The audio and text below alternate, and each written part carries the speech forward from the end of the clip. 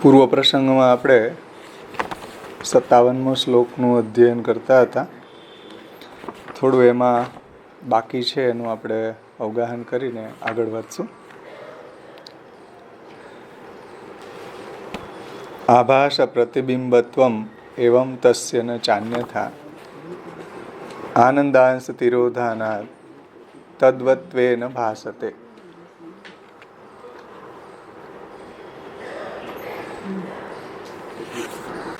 આનંદાંશના તિરોધાનથી જીવનું આભાસત્વ અને પ્રતિબિંબત્વ શાસ્ત્રમાં કહ્યું છે ન ચાન્યથા. ન ચાન્યથા એટલે બીજી કોઈ રીતે, બીજા કોઈ પ્રકારે કહેલું નથી. આભાસ પ્રતિબિંબત્વમ એવં તસ્ય ન ચાન્યથા. જીવની અંદર આનંદાંશનો તિરોધાન થવાના કારણે જીવનું આભાસત્વ અને પ્રતિબિંબત્વ કહ્યું છે, બીજી કોઈ રીતે કહેલું નથી.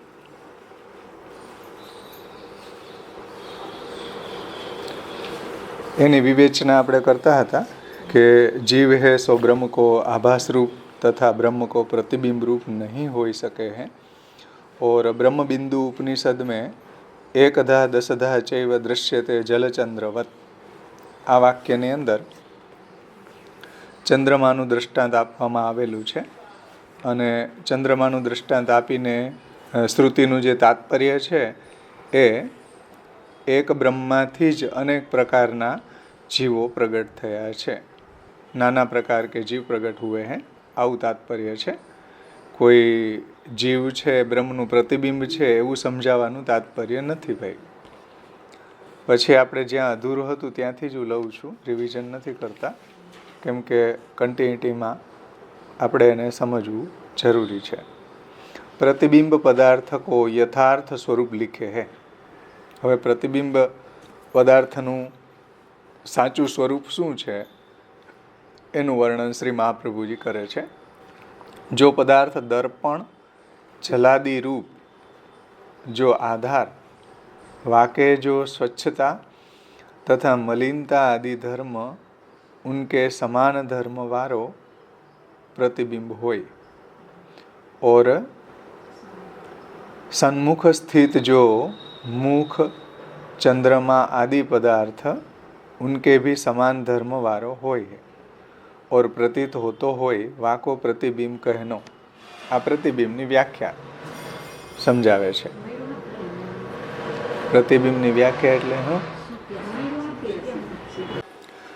પ્રતિબિંબની વ્યાખ્યા આપે છે કે પ્રતિબિંબ પદાર્થન કો યથાર્થ સ્વરૂપ લીખે હે. એટલે પ્રતિબિંબ પદાર્થ જે છે એનું સ્વરૂપ સમજો પહેલા. કેમ કે માયાવાદી એમ કહે છે કે એકધા દશધા ચૈવ દૃશ્યતે જલચંદ્રવત. તો આ જે શ્રુતિ છે બ્રહ્મબિંદુ ઉપનિષદની, એનો અર્થ એવો કરે છે કે ચંદ્રનું જે પ્રતિબિંબ જલમાં પડી રહ્યું છે એવી રીતના જીવ જે છે બ્રહ્મનું પ્રતિબિંબ છે. શ્રી મહાપ્રભુજી એમ કહે છે કે ભાઈ પ્રતિબિંબનું અહીંયા એવો તાત્પર્ય નથી સમજવાનું. પ્રતિબિંબનો અર્થ અહીંયા એવો લેવાનો છે કે એક જ બ્રહ્મના આ અનેક અંશો છે એમ સમજવાનું છે. એકધા દશધા ચૈવ દૃશ્યતે જલચંદ્રવત. એ ઉપનિષદનું તાત્પર્ય શું સમજવાનું છે કે એક ही ब्रह्म नाना रूप वारो होई जावे हैं. जैसे एक चंद्रमा जल के घड़ान में अनेक प्रकार वारो दिखे है, ऐसे ही एक ज ब्रह्म अनेक जीव रूपे बनी જાય છે. એકોહમ બહુશ્યામ ન્યાયથી. તો પહેલાં તો તમે પ્રતિબિંબનો અર્થ સમજો, એનું સ્વરૂપ સમજો. जो पदार्थ दर्पण जलादि रूप जो आधार वाके जो स्वच्छता या मलिनता आदि धर्म उनके समान धर्म वारो प्रतिबिंब होय और सन्मुख स्थित जो मुख चंद्रमा आदि पदार्थ उनके भी समान धर्म वारो होय और प्रतीत होतो होय वाको प्रतिबिंब कहो जावे है.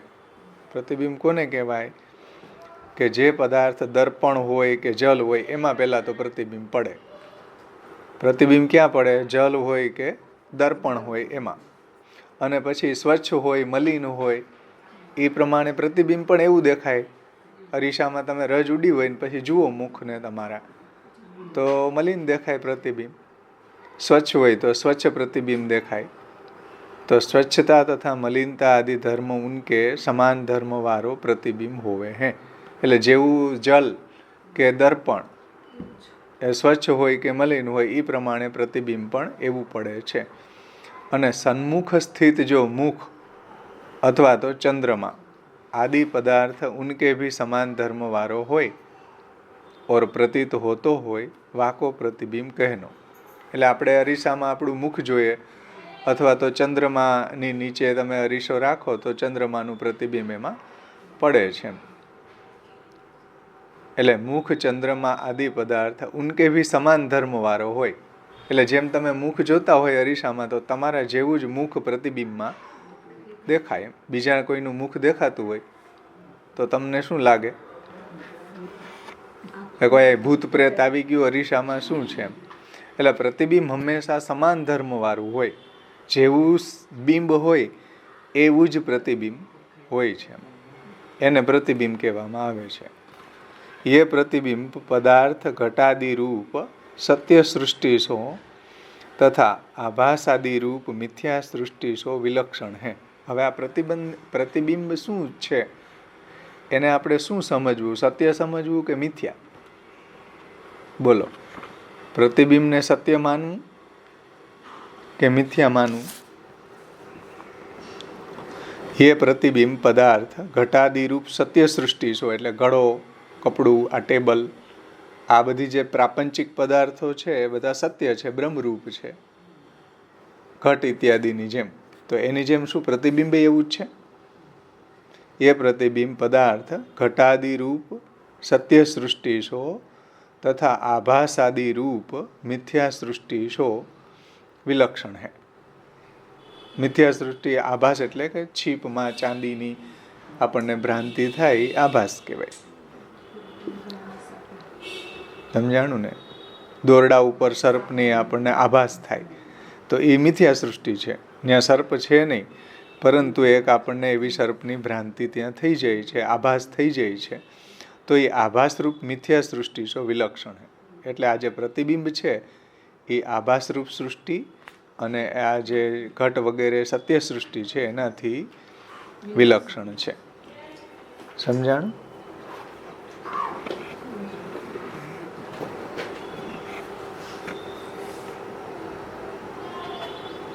એટલે અહીંયા સમજાવવું શું છે કે પ્રતિબિંબ પડે જે કાચના ગુણધર્મને કારણે એમાં આપણને પ્રતિબિંબ દેખાય છે. અને અગર જો શંકરાચાર્યજી છે એ જીવને બ્રહ્મનું પ્રતિબિંબ માનતા હોય તો પણ પ્રતિબિંબ પણ સત્ય છે, બ્રહ્મરૂપ છે. આ વાતને અહીંયા મહાપ્રભુજી સમજાવે છે કે તો હવે પ્રતિબિંબને કેમ સમજવું? આ સત્ય સૃષ્ટિના જેવું સમજવું કે આભાસાદિ રૂપ મિથ્યા સૃષ્ટિ જેવું છે? તો કે એનાથી પણ એક વિલક્ષણ પદાર્થ છે. ભગવાન કે જો अनंत रूप है, उन रूपन में प्रतिबिंब भी भगवान को एक स्वतंत्र रूप है. જુઓ, અનંત રૂપ છે ભગવાનના. દુનિયાની અંદર કેટલા રૂપો છે? જળ જીવમાં તમે વિચાર કરો તો, જળ સૃષ્ટિનો વિચાર કરો તો કરોડો રૂપો છે ભગવાનના. તો अनंत सृष्टि है, उन रूपन में प्रतिबिंब भी भगवान को एक स्वतंत्र रूप है. એટલે પ્રતિબિંબ જે છે એ પણ એક ભગવાનનું સ્વતંત્ર રૂપ છે. જેમ તમે મોબાઈલની અંદર ફોટો પાડો તો એને શું સમજવું? સત્ય સમજવું કે આભાસ સમજવો? તો એ એક જાતનું એ સ્વતંત્ર પ્રતિબિંબ પણ એક ભગવાનનું સ્વતંત્ર રૂપ છે. जैसे भगवान के अन्य रूपन की संख्या तथा परिमाण नहीं है, तैसे ही प्रतिबिंब में भी संख्या तथा परिमाण नहीं है. जैसे भगवान के अन्य रूपन की संख्या એટલે અસંખ્ય છે, એમાં કોઈ જાતના પરિમાણ નથી, માપ નથી, એમ અસંખ્ય છે, અનંત સૃષ્ટિ છે ભગવાનની એમ. तो जैसे भगवान के अन्य रूपन की संख्या तथा परिमाण नहीं है એટલે અમાપ છે, અનંત છે, અસંખ્ય છે, तैसे ही प्रतिबिंब में भी असंख्य तथा परिमाण नहीं है. એવી રીતના જે પ્રતિબિંબ છે એ પણ અસંખ્ય પ્રતિબિંબ પડે અને અસંખ્ય એ એના પરિમાણ છે. નાનો અરીસો હોય તો નાનું પડે, મોટો અરીસો હોય તો મોટું પડે. એક તમે રૂમની અંદર 50 અરીસાઓ ફિટ કર્યા હોય તો 50 પડે, અસંખ્ય અરીસાઓ હોય તો અસંખ્ય પડે. એટલે પ્રતિબિંબ છે એ પણ असंख्य और परिमाण नहीं है. જેવી રીતના ભગવાનની આ જે પ્રાપંચિક સૃષ્ટિ છે એ અસંખ્ય છે અને એમાં કોઈ પરિમાણ નથી, એવી રીતના પ્રતિબિંબ में भी असंख्य तथा परिमाण नहीं है. એક મુખ કે હજારન પ્રતિબિંબ હોઈ શકે है. એક જ મુખના હજારો પ્રતિબિંબ હોઈ શકે છે. તાસો સંખ્યા કો નિયમ નહીં. એટલે પ્રતિબિંબ કેટલા? ચલો તો કે ભાઈ અસંખ્ય, એમાં કોઈ સંખ્યાનો નિયમ નથી. જેટલા અરીસા રાખો એટલા પ્રતિબિંબ પડે. ને એમાં જલ તળાવ હોય એની સામે ઊભા હોય ને એમાં વેવ્સ આવે એટલે આમ હલનચલન થાય તો કેટલા બધા પ્રતિબિંબ એમાં આપણે દેખાતા હોય. એટલે અસંખ્ય છે, એનો કોઈ નિયમ નથી. યાહી પ્રકાર પરિમાણ કો ભી નિયમ નહીં હે. પરિમાણ એટલે માપ. કેવડું પરિમાણ હોય પ્રતિબિંબનું? તો કે એનું કોઈ માપ નથી. જેવો અરીસો તેવડું પ્રતિબિંબ એમ. મ્યુઝિયમની અંદર તમે જુઓ, નાના મોટા કાચ રાખેલા હોય તો કોઈ કાચની અંદર સાવ બાટકા પ્રતિબિંબ પડે, વામન ભગવાન જેવા લાગીએ, અને કોઈમાં મોટા લાગીએ, આસમાનને અડતા હોય એવડા. હા, તો મ્યુઝિયમની અંદર એવું આપણને દેખાય. તો આમાં નક્કી કેમ કરવું એનું પરિમાણ પ્રતિબિંબનું? તો કે એમાં કોઈ પરિમાણ નથી. જેવો અરીસો જેવડો અરીસો એ પ્રકારે પ્રતિબિંબ દેખાય છે. ક્યોંકि એક હાથ કે કાચ મેં હાથી કો પ્રતિબિંબ એક હાથ માત્ર કો હોઈ જાવે. હવે હાથી તો કેવડો મોટો હોય, પણ આપણે એક હાથનો જો કાચ હોય તો એની અંદર પ્રતિબિંબ એક હાથનું દેખાય છે. તથા 4 હાથ કે કાચ મેં 4 હાથ કો હાથી કો પ્રતિબિંબ હોઈ જાવે હે. તથા સમો નાગેન સમો મસ્કેન. આ બૃહદારણ્યક ઉપનિષદમાં કહ્યું છે કે બ્રહ્મ પણ નાગેન એટલે હાથી જેવડો પણ છે, મસ્કેન એટલે મચ્છર જેવડો પણ છે. તો જુઓ, જેવી રીતના પ્રતિબિંબ અમાપ છે, એનું પરિમાણ નથી, એવી રીતના બ્રહ્મનું સ્વરૂપ એવું જ છે. સમો મસ્કેન સમો નાગેન બૃહદારણ્યક ઉપનિષદમાં કહ્યો है. इत्यादि श्रुतिन के अनुसार भगवान हाथी, मच्छर तथा 3 लोक के सब पदार्थन के समान धर्म वारो है. બ્રહ્મ છે એ દુનિયાના જેટલા પદાર્થ છે એ બધા પદાર્થ રૂપ પોતે જ બનેલા હોવાથી બધા પદાર્થના સમાન ધર્મવાળા છે. એ બાત ભી પ્રતિબિંબ મેં સંગત હોવે હે.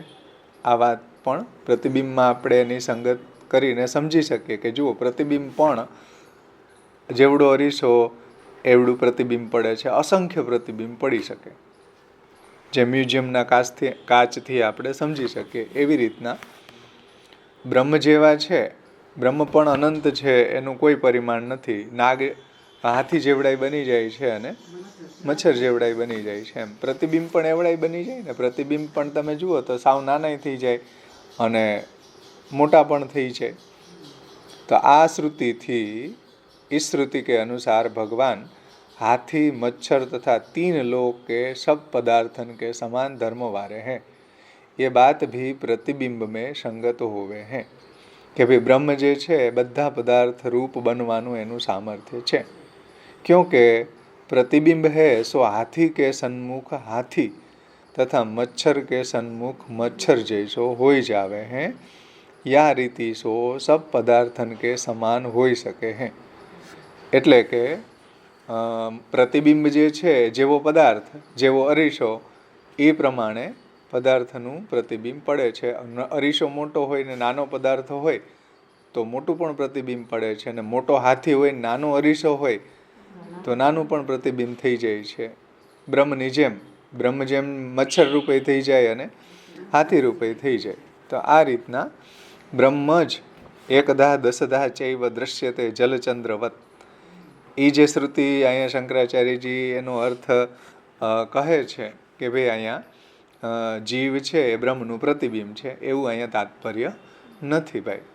અહીંયા એક જ બ્રહ્મ છે, એના અનેક અંશો આ જીવ છે, અનેક જળ સૃષ્ટિ છે, બધું જ બ્રહ્મમાંથી પ્રગટ થયું છે અને બ્રહ્મરૂપ છે. અને પ્રતિબિંબ જે છે એ પણ બ્રહ્મવાદ પ્રમાણે તો સત્ય જ છે, કારણ કે એ આ સૃષ્ટિની અંતર્ગત જ આપણને દેખાઈ રહ્યું છે. એને હવે આગળ સમજાવશે. અહીંયા સુધી બધાને સમજમાં આવ્યું હશે. એટલે પ્રતિબિંબ જે છે એ પણ સત્ય જ છે. શંકરાચાર્યજી જે મિથ્યા કહે છે, બધું જીવને બ્રહ્મનું પ્રતિબિંબ માની અને બધું મિથ્યા કહે છે, એવું નથી એમ. પ્રતિબિંબ પણ બ્રહ્મવાદ પ્રમાણે આપણે ત્યાં સત્ય છે. હવે કોઈ શંકા કરે કે ભાઈ प्रतिबिंब को तो माइक पदार्थ माने है, तब भगवान को रूपांतर कैसे होई सके है? એટલે તમે આને પ્રતિબિંબને ભગવાનનું રૂપ માનો છો, તો પ્રતિબિંબ તો માઇક છે, મિથ્યા છે. પ્રતિબિંબ થોડું સત્ય છે. શંકા છે આ કે પ્રતિબિંબ તો માઇક છે, એટલે લોકની અંદર જે મિથ્યા પદાર્થ છે એવો આ પદાર્થ છે પ્રતિબિંબ. प्रतिबिंब को माइक पदार्थ माने हैं, એટલે असत्य माने છે. भगवान को रूपांतर कैसे होई सके है? आशंका છે કે ભાઈ તમે એને ભગવાનનું રૂપાંતર માનો છો, તમે એને બ્રહ્મરૂપ માનો છો, તો પ્રતિબિંબ તો માઇક છે, એ ભગવાનનું રૂપાંતર કેવી રીતના હોઈ શકે? આના ઉત્તરમાં શ્રી મહાપ્રભુજી કહે છે કે યદસ્તિ યન્નાસ્તિ ચ વિપ્રવર્ય. આ વિષ્ણુ પુરાણનું વાક્ય છે. 2:12:38 વિષ્ણુ પુરાણમાં કહ્યું કે યદસ્તિ, યદ એટલે જે, અસ્તિ એટલે છે, જે છે. યન નાસ્તિ, યન યાની જે, નાસ્તિ એટલે નથી, જે નથી. તો જે છે એ પણ બ્રહ્મ છે, જે નથી એ પણ બ્રહ્મ છે. યદસ્તિ યન્નાસ્તિ ચ વિપ્રવર્ય વિષ્ણુ પુરાણમાં કહ્યું છે. ઇત્યાદિ વિષ્ણુ પુરાણન કે વાક્યંશો ચતુર્દશ ભુવન એટલે 14 લોક. ચતુર્દશ ભુવન એટલે કે 14 લોક. બ્રહ્માંડની અંદર જે ઉપર 7 લોક છે, સ્વર્ગલોક, પછી જનલોક, તપલોક, મહરલોક, સત્યલોક, વચ્ચે પૃથ્વી છે, એની નીચે તલ, વિતલ, તલાતલ, સુતલ, પાતાલ, આવા 7 લોક નીચે છે. તો એમ 14 ભવન એટલે 14 લોક, 14 બ્રહ્માંડ, એ બધા સત્ય પદાર્થ તથા અસત્ય પદાર્થ સર્વ ભગવદ રૂપ છે. એટલે આ 14 બ્રહ્માંડની અંદર, 14 લોકની અંદર જેટલા બી પદાર્થો છે, એ પ્રતિબિંબ હોય કે જળ સૃષ્ટિ હોય કે જીવ સૃષ્ટિ હોય, બધું જ બ્રહ્માત્મક છે.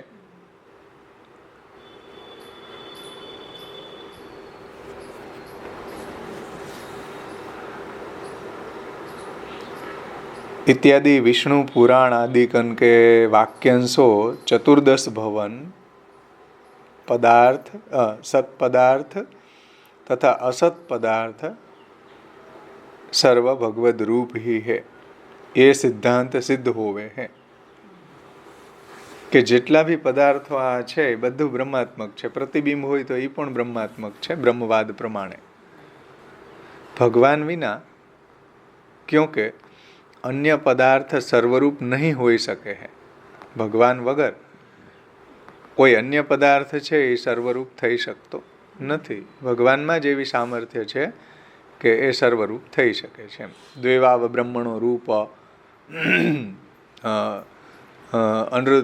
मर्त्यंच अमृतंच यश्च तश्च, एम जेटला भी ओपोजिट धर्म है ये बधाय ब्रह्मनी अंदर बिराजमान है. साकार है, व्यापक है, નાનોય છે, મોટોય છે, મચ્છર જેવડોય છે, હાથી જેવડોય છે. તો એ દ્વેવાવા બ્રહ્મણો રૂપમ, એના આવા અનેક રૂપો છે. તો અન્ય પદાર્થ સર્વરૂપ નહીં હોઈ શકે હે. પરંતુ બ્રહ્મનું એવું સામર્થ્ય છે કે બ્રહ્મ છે એ સર્વ પદાર્થ રૂપ બની શકે છે. તાસો માયિક પ્રતિબિંબાદિક ભી આપકે ही રૂપાંતર है. એટલા માટે જે આ પ્રતિબિંબ છે ને એ માયિક છે, પરંતુ છે બધું બ્રહ્માત્મક. માયિક પ્રતિબિંબાદિક ભી આપકે ही यानी भगवान के ही रूपांतर है. જેટલું ભી જળ જીવ આ કાંઈ પણ અનુભૂતિ થાય છે, માયિક પદાર્થોની અનુભૂતિ થાય છે, એ પણ બ્રહ્માત્મક છે. માયિક રૂપ धारण करवे वारे आपकी कुछ भी हानि नहीं होवे. એટલે માયિક રૂપ ધારણ કરે બ્રહ્મ, તો એમાં બ્રહ્મની અંદર કોઈ હાનિ થતી નથી. એમ સમજો, બ્રહ્મની અંદર આવી કોઈ હાનિ થતી નથી. સારો પણ એ બની શકે, ખરાબ પણ પોતે બની શકે. દુનિયાના જેટલા બી પદાર્થો છે એ પણ પોતે જ બન્યો છે. સારું ખરાબ આપણા એંગલથી છે, બ્રહ્મના એંગલથી તો સર્વ કાંઈ બ્રહ્મરૂપ જ છે. તો માયિક રૂપ ધારણ કરવે મેં આપકી કુછ ભી હાનિ નહીં હોવે. બ્રહ્મ છે એની કોઈ હાનિ નથી થતી માયિક પદાર્થ બનવામાં. लोक में भी चक्रवर्ती राजा के सब प्रकार के रूप तथा सब प्रकार के कार्य जब प्रशंसा योग्य ही समझे जाए हैं.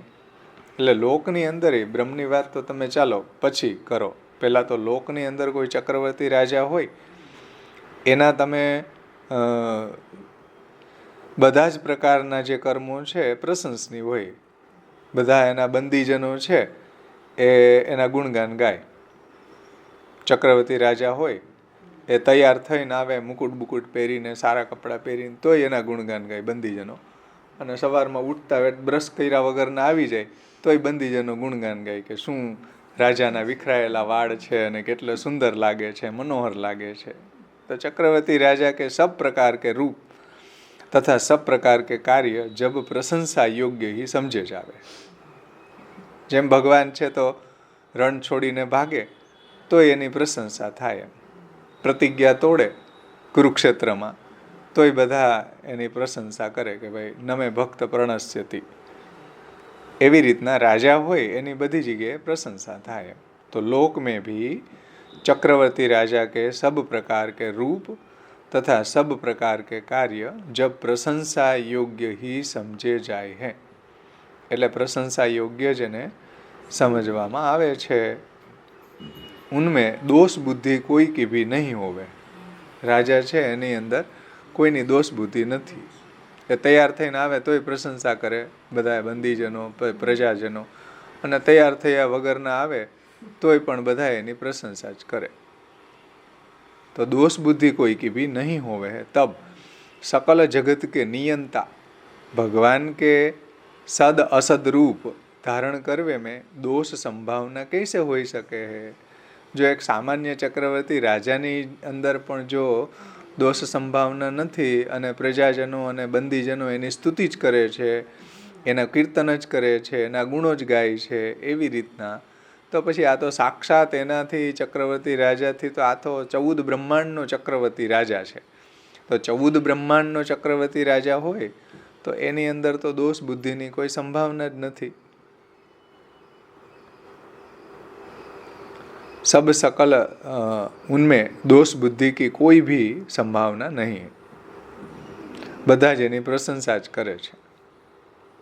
तब सकल जगत के नियंता भगवान के सद असद रूप, એટલે કે આ જગતના જે ઠોસ પદાર્થ છે એ પ્રતિબિંબ વગેરે જે કંઈ બી અસદરૂપ પદાર્થો છે એ પણ બ્રહ્મે જ ધારણ કરેલા રૂપો છે. તો સદ અસદ રૂપ ધારણ કરવે મેં દોષ સંભાવના कैसे હોઈ શકે હે. બ્રહ્મની અંદર કોઈ આવી દોષ સંભાવના ન થઈ શકે. બ્રહ્મ બધું જ બની જાય. જગતના જેટલા બી પદાર્થો છે એ બધા રૂપ પોતે જ બની જાય છે. ત્રાયતે ત્રાતિ વિશ્વાત્મા હરતે હરતિ ઈશ્વર સૃજતે સૃજતિ પ્રભુ અયમેવ બ્રહ્મવાદ આત્મૈવ તદિદમ સર્વમ સૃજતે સૃજતિ પ્રભુ ત્રાયતે ત્રાતિ વિશ્વાત્મા હરતે હરતિ ઈશ્વર. એવું મહાપ્રભુજી બ્રહ્મવાદને સમજાવે છે કે ભાઈ ઉત્પન્ન કરવાવાળો પણ પોતે છે, ઉત્પન્ન થવાવાળો પણ પોતે છે, પાલન કરવાવાળો પણ પોતે છે, પાલન જેનું કરી રહ્યો છે એ પણ પોતે છે, સંહાર કરવાવાળો પણ પોતે છે, અને સંહાર જેનો થઈ રહ્યો છે એ પણ પોતે જ છે. આ જ તો બ્રહ્મવાદ છે. એટલે સદ અસદ જેટલા બી પદાર્થો છે એ બધા જ બ્રહ્મે ધારણ કરેલા રૂપો છે. એમ પ્રતિબિંબ છે એ પણ આપણે ત્યાં બ્રહ્મવાદમાં બ્રહ્મનું જ રૂપ છે. સર્વ કાંઈ બ્રહ્મનું રૂપ છે તો પ્રતિબિંબ પણ બ્રહ્માત્મક છે. મિથ્યા માનતા નથી. જે માયાવાદીઓ મિથ્યા માને છે આ જાગતિક પદાર્થોને, એ આપણે ત્યાં મિથ્યા નથી, બ્રહ્મે જ લીધેલા અલગ અલગ રૂપો છે. जब आपके मन में माइक अमाइक सब ही पदार्थ भगवान के रूप है,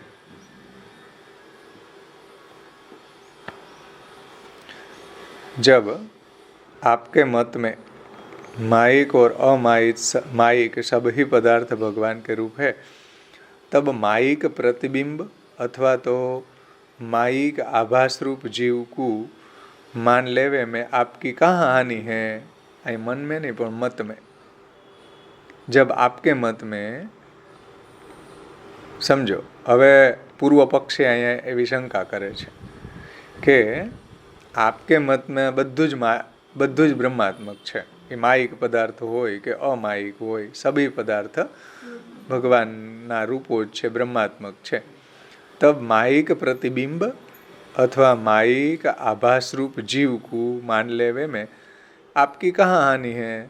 तो પછી આ પ્રતિબિંબ છે એને તમે માઇક માનો અને આ જીવ જે છે એને તમે આભાસ રૂપ માનવામાં તમને વાંધો શું? બધું બ્રહ્માત્મક છે, આભાસ એ બ્રહ્માત્મક રૂપ છે અને પ્રતિબિંબ એ બ્રહ્માત્મક છે. તો શંકરાચાર્યજી એમ કહે છે કે ભાઈ તો પછી તમને બધું બ્રહ્માત્મક માનતા હોય તો જીવને આભાસ રૂપ માનવામાં વાંધો શું? જીવને પ્રતિબિંબ રૂપ માનવામાં વાંધો શું તમને? કારણ કે તમે બધું બ્રહ્માત્મક તો માનો છો. તો માયિક પ્રતિબિંબ અથવા તો માયિક આભાસ રૂપ જીવ જે છે એ જીવને પણ આવી રીતના તમે માયિક કે આભાસ રૂપ કે પ્રતિબિંબ રૂપ માનો ને, કે જેવી રીતના ચંદ્રનું પ્રતિબિંબ સરોવરમાં પડે છે એવી રીતના જીવ છે એ બ્રહ્મનું પ્રતિબિંબ છે, એવું તમને માનવામાં વાંધો શું? જીવને પ્રતિબિંબ માનવામાં વાંધો શું? આવું પૂર્વ પક્ષી અહીંયા શંકા કરે છે. શ્રી મહાપ્રભુજી એનો જવાબ આપે છે. જુઓ કે जीव को यदि माइक प्रतिबिंबादि रूप मिथ्या ही मानोगे तो मोक्ष के साधन बताए वारे सब शास्त्र व्यर्थ ही हो जाएंगे. जो जीव છે એને તમે પ્રતિબિંબ માનશો કે માઇક માનશો કે મિથ્યા માનશો તો પછી આ શાસ્ત્રની અંદર જે જીવના ઉદ્ધારના સાધનો બતાવ્યા છે, કર્મ માર્ગ, જ્ઞાન માર્ગ, ભક્તિ માર્ગ, ઉપાસના માર્ગ અને યોગ માર્ગ, સાંખ્ય માર્ગ, આ બધાય સાધનો વ્યર્થ થઈ જશે. જીવ જો પ્રતિબિંબ છે, પ્રતિબિંબને કંઈ મુક્ત કરવાના હોય, બિંબ મુક્ત થઈ જાય તો પ્રતિબિંબ તો એની મેળે મુક્ત થઈ જાય. તો પછી જો જીવને પ્રતિબિંબ માનવામાં આવે તો આ પ્રોબ્લેમ આવે છે કે જીવને જો પ્રતિબિંબ માનવામાં વાંધો શું? આવું માયાવાદીઓ આપણને આર્ગ્યુમેન્ટ કરે. તો શ્રી મહાપ્રભુજી એનો જવાબ આપે છે કે जीव को यदि माइक प्रतिबिंबादि रूप मिथ्या ही मानोगे तो मोक्ष के साधन बतावे वारे सब शास्त्र व्यर्थ हो जाएंगे, व्यर्थ ही हो जाएंगे. किंच वेद में योन्यथा संतमात्मानम, या श्रुति में आत्मा के अन्यथा ज्ञानिन को अर्थात मनः कल्पित विपरीत स्वरूप मानवे वारे को महापापी कहो है. तासो जीव को जैसो स्वरूप होय तैसो ही माननो उचित है. એટલે યો અન્યથા સંતમાત્માનમ, આ શ્રુતિની અંદર એવું કહ્યું છે કે જે વેદથી વિરુદ્ધ વાત કરતા હોય, શાસ્ત્રથી વિરુદ્ધ વચન કહેતા હોય, એ બધાય મહાપાપી છે. મન કલ્પિત વાત કરતા હોય, એ આત્મહત્યારાઓએ શું પાપ નથી કર્યું? તો આ શ્રુતિની અંદર આત્મા કે અન્યથા જ્ઞાનકુ, સમજો આત્માનું એટલે જીવાત્માનું અન્યથા જ્ઞાન એટલે અન્યથા રીતે જો એનું વર્ણન કરવામાં આવે, એટલે કે મનઃકલ્પિત રીતે જો તમે વર્ણન કરો, વિપરીત રીતે એના સ્વરૂપને તમે વર્ણન કરો કે માનો, તો એને મોટો પાપી કહેવામાં આવ્યો છે. તાસો જીવ કો જૈસો સ્વરૂપ શાસ્ત્ર બતાવે હે એવી રીતના જીવના સ્વરૂપને, સૃષ્ટિના સ્વરૂપને, પ્રપંચના સ્વરૂપને સમજવું જોઈએ. મનઃકલ્પિત રીતે, અન્યથા રીતે, મનગઢંત રીતે એને જો સમજો અને કોઈને કહો તો તમે મોટા પાપી છો. તમે આત્મહત્યારાઓએ શું પાપ નથી કર્યું? એવું ત્યાં નિંદા કરી છે શ્રુતિઓએ, કે શાસ્ત્ર વિરુદ્ધ જે વાત કરતા હોય, કે શાસ્ત્ર વિરુદ્ધ જે આ સૃષ્ટિનું આ પ્રપંચનું સ્વરૂપ સમજાવતો હોય એ મહાન પાપીઓ છે, એવું અહીંયા મહાપ્રભુજી કહે છે. જુઓ કે યો અન્યથા સંતમાત્માનમ યા શ્રુતિ મેં આત્મા કે અન્યથા, અન્યથા એટલે મનઃકલ્પિત, જેવું શાસ્ત્રમાં બતાવ્યું છે એવું ન કહીને અન્યથા રીતે કેવું મનઘડંત, તો અન્યથા જ્ઞાનકુ અર્થાત મનઃકલ્પિત વિપરીત સ્વરૂપ માનવે વારેનકુ મહાપાપી કહ્યો હે. તાસો જીવ કો જૈસો સ્વરૂપ હોય તૈસો હિ માનનો. એટલા માટે જીવનું આ જગતનું જેવું સ્વરૂપ શાસ્ત્ર, વેદ, ગીતા, બ્રહ્મસૂત્ર, ઉપનિષદ આપણને સમજાવે, ભાગવત, આ બધા પુરાણો, એ રીતે જ આ સૃષ્ટિના પદાર્થોના સ્વરૂપને સમજવું જોઈએ. અન્યથા રીતે મનગણંત સમજવામાં આવે કે બીજાને કહેવામાં આવે તો એ મહાન પાપી છે, મહાન પાખંડી છે, એવી નિંદા શ્રુતિ કરે છે. યોન્યથા સંતમાત્માનમ, આ શ્રુતિમાં. સમજાણું બધાને અહીં સુધી? કોઈને કાંઈ પ્રશ્ન છે? પછી તમારે મને સમજાવવાનું થશે. અહીં સુધીમાં બધાને સમજાણું? ઓનલાઈન ઉપર સાંભળવા વાળાને પણ? હજી આ શ્લોક આગળ ચાલે છે, 57મો શ્લોક. હવે આગળ જુઓ કે આભાસ પ્રતિબિંબત્વે પ્રયોજકમ રૂપમાહ આનંદાંશ તિરોધાનાત. ઉપર શ્લોકમાં આભાસ પ્રતિબિંબત્વે પ્રયોજકમ રૂપમાહ આનંદાંશ તિરોધાનાત. આ 57મા શ્લોકનો ઉત્તરાર્ધ છે, 57મા શ્લોકની નીચેની લીટી છે. એની ઉત્થાનિકામાં શ્રી મહાપ્રભુજી કહે છે કે જીવને આભાસ અને પ્રતિબિંબ કહેલું છે તેનો આશય શું છે? તો એનો આશય શ્રી મહાપ્રભુજી સમજાવે છે. એવી જીવને આભાસ અથવા તો પ્રતિબિંબ કહેવામાં આવ્યું છે શ્રુતિઓમાં, એનું તાત્પર્ય સમજો. એનું તાત્પર્ય શું છે? આનંદાંશ તિરોધાનાત તદ્વત્વેન ભાસતે. એટલે આનંદાંશના તિરોભાવથી જીવને આભાસ અથવા તો પ્રતિબિંબ કહેવામાં આવે છે, બીજી રીતે નહીં. તદ્વત તેન ભાસતે એટલે કે પ્રકાશે છે, ભાસતે એટલે આનંદાંશના તિરોધાનથી કહ્યું છે, બીજી કોઈ રીતે જીવનું આભાસત્વ કે પ્રતિબિંબત્વ કહ્યું નથી. અને જ્યારે આનંદાંશનો આવિર્ભાવ થઈ જાય ત્યારે તદ્વત્વેન ભાસતે, ત્યારે એ બ્રહ્મના જેવો જ પ્રકાશે છે, જીવ પણ. સમજો, જ્યારે આનંદાંશ એમાં પ્રગટ થઈ જાય છે ત્યારે તદ્વત તેન ભાસતે. તદ્વત એટલે બ્રહ્મની જેમ જ તે જીવ ભાસતે પ્રકાશે છે. પરંતુ જ્યાં સુધી આનંદાંશ પ્રગટ નથી થયો ત્યાં સુધી જીવને શું કહ્યું છે? આભાસ અને પ્રતિબિંબ રૂપ કહ્યા છે. એવું અહીંયા તાત્પર્ય મહાપ્રભુ આપણને સમજાવે છે. 57મી ઉત્તરાર્ધની 57મા શ્લોકનો ઉત્તરાર્ધ.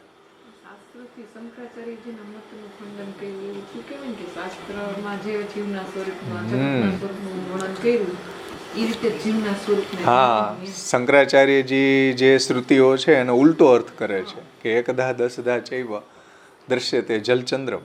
તો કે જુઓ, કીધું કે નહીં પ્રતિબિંબ, જેમ આકાશના ચંદ્રનું પ્રતિબિંબ જલમાં પડે એવી રીતના પ્રતિબિંબ કીધો કે નહીં? તો મહાપ્રભુજી કહે છે કે ભાઈ સાહેબ, આ શ્રુતિનો એવો અર્થ નથી થતો. આ શ્રુતિનું તાત્પર્ય તમે સમજો કે અહીંયા જીવ છે એને પ્રતિબિંબ રૂપ નથી કહ્યો, અરે પ્રતિબિંબ રૂપ કહ્યો છે, એનો મતલબ એવું નથી કે જીવ છે એ બ્રહ્મનું પ્રતિબિંબ છે. આ દ્રષ્ટાંત જે શ્રુતિ છે એકદા દસદા ચૈવ દ્રશ્યતે જલચંદ્રવત, પણ એનું તાત્પર્ય સમજો. અહીંયા જીવ બ્રહ્મનું પ્રતિબિંબ છે આવો અર્થ શંકરાચાર્યજી કરે છે. મહાપ્રભુજી એમ કહે છે કે એક જ બ્રહ્મ અનેક રૂપ, અનેક જીવાત્મા રૂપે બની જાય છે, આવું આ શ્રુતિનું તાત્પર્ય છે. જેમ એક જ ચંદ્રના અનેક પ્રતિબિંબ પડે ને, એવી રીતના એક જ બ્રહ્મ અનેક જીવ રૂપે બની જાય છે. હવે જુઓ, તો પછી શંકરાચાર્યજી એમ કે તો પછી આ શ્રુતિઓમાં આભાસ અને પ્રતિબિંબ રૂપ કીધો જીવને, એને કેમ તમે સમજાવશો? તો શ્રી મહાપ્રભુજી કહે છે કે ભાઈ આનંદાસનો તિરોધાન છે એમાં, એટલે એને આભાસ ને પ્રતિબિંબ રૂપ કીધો છે. બાકી આનંદાંશ પ્રગટ થઈ જાય ત્યારે તો તદ્વત્વેન ભાસતે, ત્યારે તો એ બ્રહ્મરૂપ જ દેખાય છે, બ્રહ્મરૂપ બની જાય છે. તદ્વત્વેન ભાસતે, બ્રહ્મના જેવો જ પ્રકાશે છે. તો એને હવે શ્રી આચાર્ય ચરણો સમજાવે છે. રજભાષામાં આપણે સીધું એનું ટ્રાન્સલેશન જોઈ રહ્યા છીએ કે व्यास सूत्रादिकन में जो आभास आदि रूपता जीव को लिखी है. જો વ્યાસ સૂત્રમાં, બ્રહ્મસૂત્રોમાં, વેદ વ્યાસજીના બ્રહ્મસૂત્રોમાં જીવને આભાસ પ્રતિબિંબ રૂપ કહ્યો છે. એને કેમ સમજવું? व्यास सूत्रादिकन में जो आभास आदि रूपता जीव को लिखी है. એટલે વ્યાસસૂત્ર વગેરેમાં જીવને બ્રહ્મનું પ્રતિબિંબ કે જીવને બ્રહ્મનો આભાસ કહ્યો છે. એને કેમ સમજવું? તો એનું અહીંયા તાત્પર્ય સમજાવે છે કે તાકો કારણ યહ હૈ કે આનંદાંશ કો તિરોધાન હોવે હૈ તબ જીવત્વ ભાસમાન હોય હૈ. જ્યારે એની અંદર આનંદાંશનું તિરોધાન થાય છે ત્યારે એને જીવ કહેવામાં આવે છે. ત્યારે આપણને એનું જીવત્વ ભાસમાન હોવે હે. ક્યારે? જ્યારે એને આનંદાંશ એમાંથી તિરોધાન થાય છે ત્યારે એને જીવત્વ કહેવાય છે. जीवत्व भासमान हुए है. मनुष्य जब देह को अपनो स्वरूप माने हैं तब मैं स्थूल हूँ, मैं कृश हूँ, मैं गोरो हूँ इत्यादि आदि भौतिक ज्ञान वाकु हुई है. तब यह अवस्था में संदेश मात्र की स्फूर्ति रहे है. એટલે કે આનંદાંશનો તિરોધાન જ્યારે જીવમાં થાય ત્યારે શું થાય? ત્યારે એની અંદર બધા અધ્યાસો લાગે, ત્યારે જીવ એમાં જીવત્વ આપણને ભાસમાન થાય છે, અથવા તો જીવ તરીકે આપણે એને ઓળખીએ છીએ. અને મનુષ્ય જબ દેહ કો અપનો સ્વરૂપ માને હે, મનુષ્ય જે છે એ જીવને દેહને પોતાનું સ્વરૂપ માને છે કે આ દેહ છે એ હું છું, જેને દેહાત્મ બુદ્ધિ કહેવામાં આવે કે આ દેહ છે એ જ હું છું. તો દેહ કો અપનો સ્વરૂપ માને હે તબ મેં સ્થૂલ હું, એટલે હું જાડો છું. મેં કૃશ હું, એટલે હું પતલો થઈ ગયો, હવે હું બહુ જાડો થઈ ગયો, હું હવે કૃશ થઈ ગયો, હું ગોરો છું, હું શ્યામ છું. આવી જે આપણને આપણા દેહમાં આત્મબુદ્ધિ હોવાના કારણે એવી ફિલિંગ આવે ને કે જીવ થોડો ગોરો છે, કે જીવ થોડો કૃશ છે, કે જીવ થોડો સ્થૂલ છે. પણ આપણે પોતાની જાતને એમ માનીએ કે આપણે સ્થૂલ થઈ ગયા, જાડા થઈ ગયા બહુ, અને બહુ કૃશ થઈ ગયા, હમણાં ડાયટિંગ કર્યું હતી, કે હમણાં બહુ વજન વધી ગયું, નીંદર વધી ગઈ બપોરે એટલે. તો આવું આપણને જે થાય છે, તો જીવ કંઈ થોડો સ્થૂલ કે કૃશ થાય છે, કે ગોરો કે શ્યામ હોય છે એમ. પણ આપણા દેહમાં જ આત્મબુદ્ધિ હોવાના કારણે આપણને એવી ફિલિંગ થાય. ઇત્યાદિ આદિ ભૌતિક જ્ઞાન વાકું હોવે. આત્માનું જ્ઞાન અને જીવાત્માનું જ્ઞાન હોતું નથી, એને દેહ સુધી સીમિત જ્ઞાન હોય છે કે આ દેહ છે એ જ હું છું. સમજાણું ને? આવું જ્ઞાનવાળો જે જીવાત્મા છે ને એને આભાસ કહ્યો છે. જુઓ શાસ્ત્રમાં યા અवस्था इत्यादि आदि भौतिक ज्ञान वाकु हुए हैं तब या अवस्था में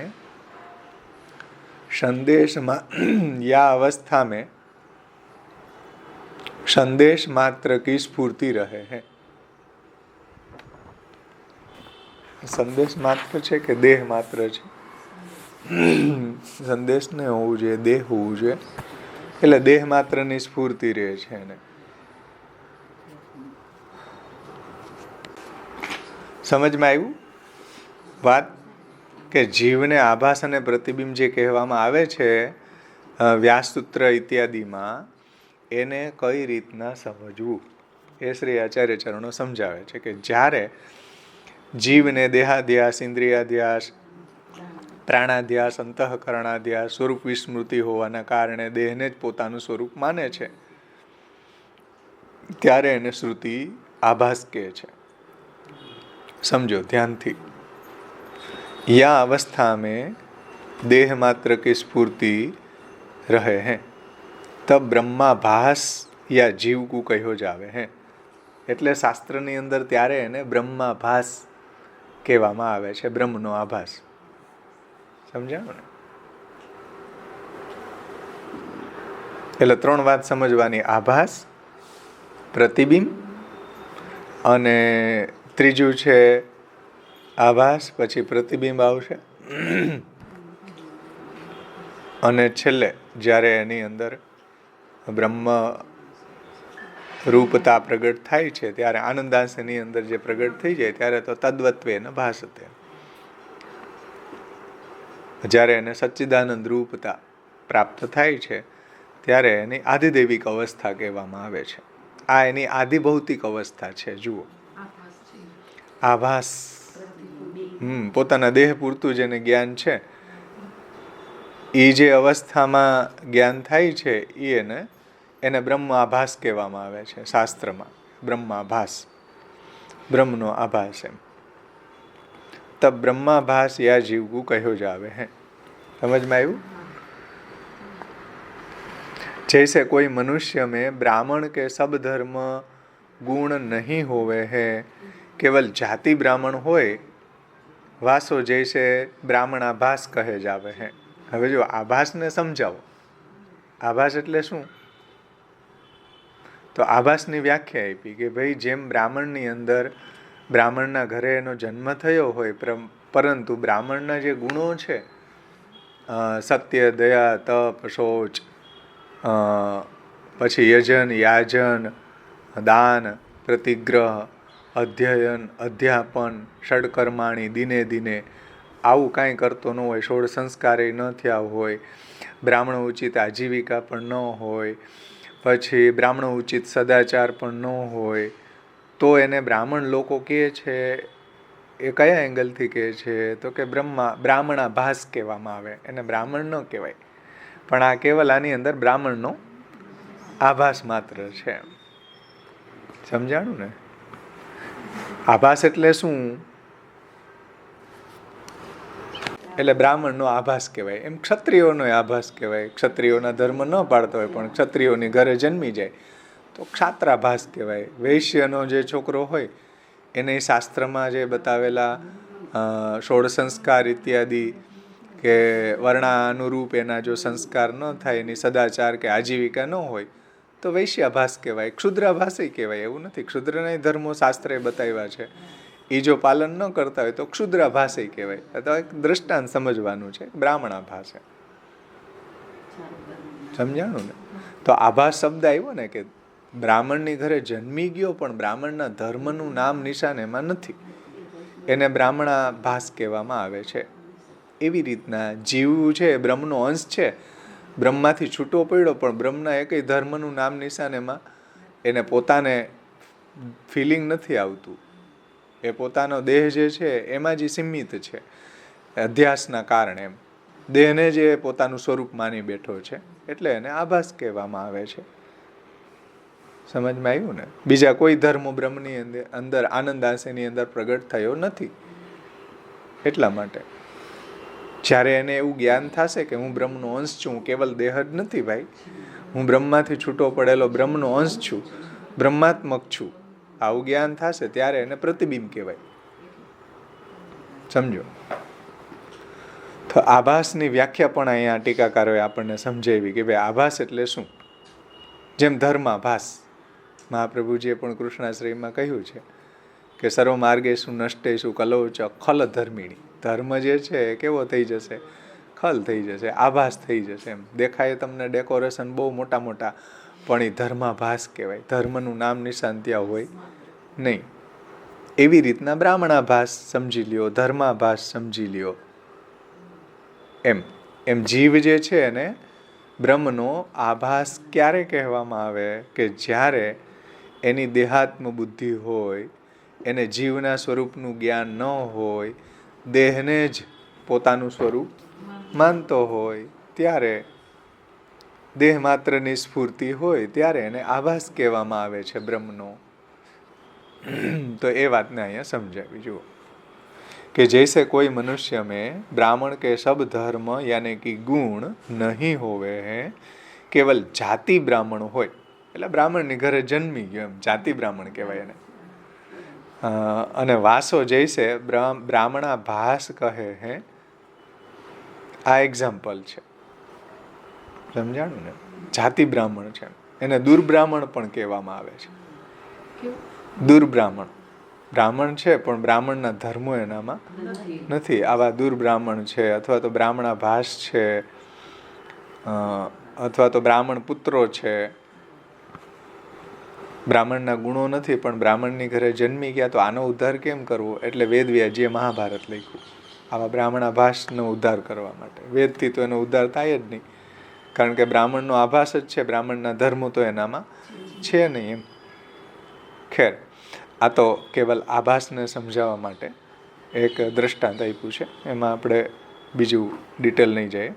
કેવલ જાતિ બ્રાહ્મણ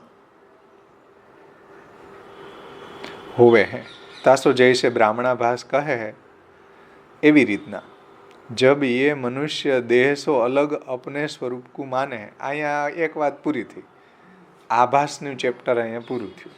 આભાસ એટલે શું ભાઈ? તો કે જીવ બ્રહ્મનો આભાસ છે. વ્યાસસૂત્રમાં આવું કહ્યું છે. તો કેમ સમજવું? તો કે ભાઈ આભાસનો મતલબ જીવને જ્યારે પોતાના દેહમાં જ આત્મબુદ્ધિ હોય, દેહને જ પોતાનું સ્વરૂપ માનતો હોય, ત્યારે એને બ્રહ્મનો આભાસ કહેવામાં આવે છે. હવે પ્રતિબિંબ. પ્રતિબિંબ એટલે શું? તો એને સમજાવે છે કે ભાઈ જીવને બ્રહ્મનું પ્રતિબિંબ કહ્યું છે, એને સમજાવો. એને કઈ રીતના વ્યાસસૂત્રમાં પ્રતિબિંબ કહ્યું છે? તો એ શ્રી મહાપ્રભુજી સમજાવે છે. જુઓ, जब ये मनुष्य देह सो अलग अपने स्वरूप को माने हैं. जो जब ये मनुष्य देह सो अलग अपने स्वरूप को माने हैं, એટલે દેહ અલગ છે ભાઈ અને જીવ અલગ છે, આવું એને જ્ઞાન થાય છે. દેહ નાશવંત છે અને જીવ છે નિત્ય છે, સનાતન છે, બ્રહ્મરૂપ છે, બ્રહ્મનો અંશ છે, નિત્ય સર્વગતો સ્થાણું છે, મમય વાંસો જીવ લોકે જીવભૂત સનાતન છે. આવું એને જ્ઞાન થાય ત્યારે देह सो अलग अपने स्वरूप को माने हैं, तब मैं चेतन हूँ या प्रकार को आध्यात्मिक ज्ञान वाकु होवे है. या अवस्था में सत्ता तथा चैतन्य इन दोनों अंशन की स्फूर्ति होवे है. समझो, ત્યારે એને જે પોતાનું ચૈતન્ય એટલે જીવ જે છે એ બ્રહ્મનો અંશ છે, અને આ જે સત્તા એટલે જે બી જળ પદાર્થો છે, આ દેહ વગેરે જળ પદાર્થ છે, એ પણ બ્રહ્મના સદંશનું પરિણામ છે. જીવ છે એ બ્રહ્મના ચિદંશનું પરિણામ છે. તો આવું જ્ઞાન જ્યારે એને થાય, આધ્યાત્મિક જ્ઞાન એને પ્રાપ્ત થાય, ત્યારે એને બ્રહ્મનું પ્રતિબિંબ કહેવામાં આવે છે. જીવ ભગવાનનો અંશ છે એવું જ્યારે એને જ્ઞાન થાય, સમજો, या अवस्था में सत्ता तथा चैतन्य इन दोनों अंशन की स्फूर्ति होवे हैं, तब या जीव को ब्रह्म को प्रतिबिंब शास्त्र में कहे हैं. ત્યારે જીવને બ્રહ્મનું પ્રતિબિંબ રૂપ કહ્યો છે. પણ આ દ્રષ્ટિથી કહ્યો છે. જીવ છે બ્રહ્મનું પ્રતિબિંબ છે. કયા એંગલથી? કે જ્યારે જીવને બ્રહ્મનું પોતાનું આધ્યાત્મિક સ્વરૂપનું જ્ઞાન થાય, કે જેટલું બી સદંશ છે આ દેહ વગેરે એ બ્રહ્મના સદંશનું પરિણામ છે, સચ્ચિદાનંદ બ્રહ્મના સદંશનું પરિણામ છે. જેટલા બી જીવ છે, આ ચૈતન્ય છે, ચૈતન્ય એટલે જીવ, એ બ્રહ્મના ચિદંશનું પરિણામ છે. આ બે અંશની જ્યારે એને સમજ આવે, તબ યા જીવ કો બ્રહ્મ કો પ્રતિબિંબ શાસ્ત્ર મેં કહે હે. સમજાણું ને? જીવ છે બ્રહ્મનું પ્રતિબિંબ આ રીતે છે. આધ્યાત્મિક ધર્મોની જ્યારે એને સ્ફૂર્તિ થાય ત્યારે એને જીવને બ્રહ્મનું પ્રતિબિંબ કહેવાય. કેવલ આધિભૌતિક ધર્મો જ્યારે એને સ્ફૂરતા હોય, દેહમાં જ આત્મબુદ્ધિ થતી હોય, ત્યારે એને આભાસ કહેવામાં આવે છે. સમજાણું ને? આભાસ કરતાં પ્રતિબિંબ કંઈક થોડુંક વધારે સારું છે ને. પ્રતિબિંબમાં આભાસમાં તો કેવલ ભ્રાંતિ જ થાય, પ્રતિબિંબમાં દેખાય તો ખરી કંઈક.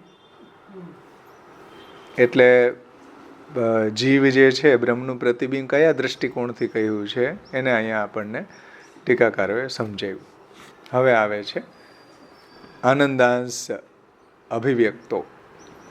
જ્યારે એનામાં આનંદાંશ પ્રગટ થાય ત્યારે તદ્વત્વેન ભાસતે એ વાત હવે સમજાવે છે.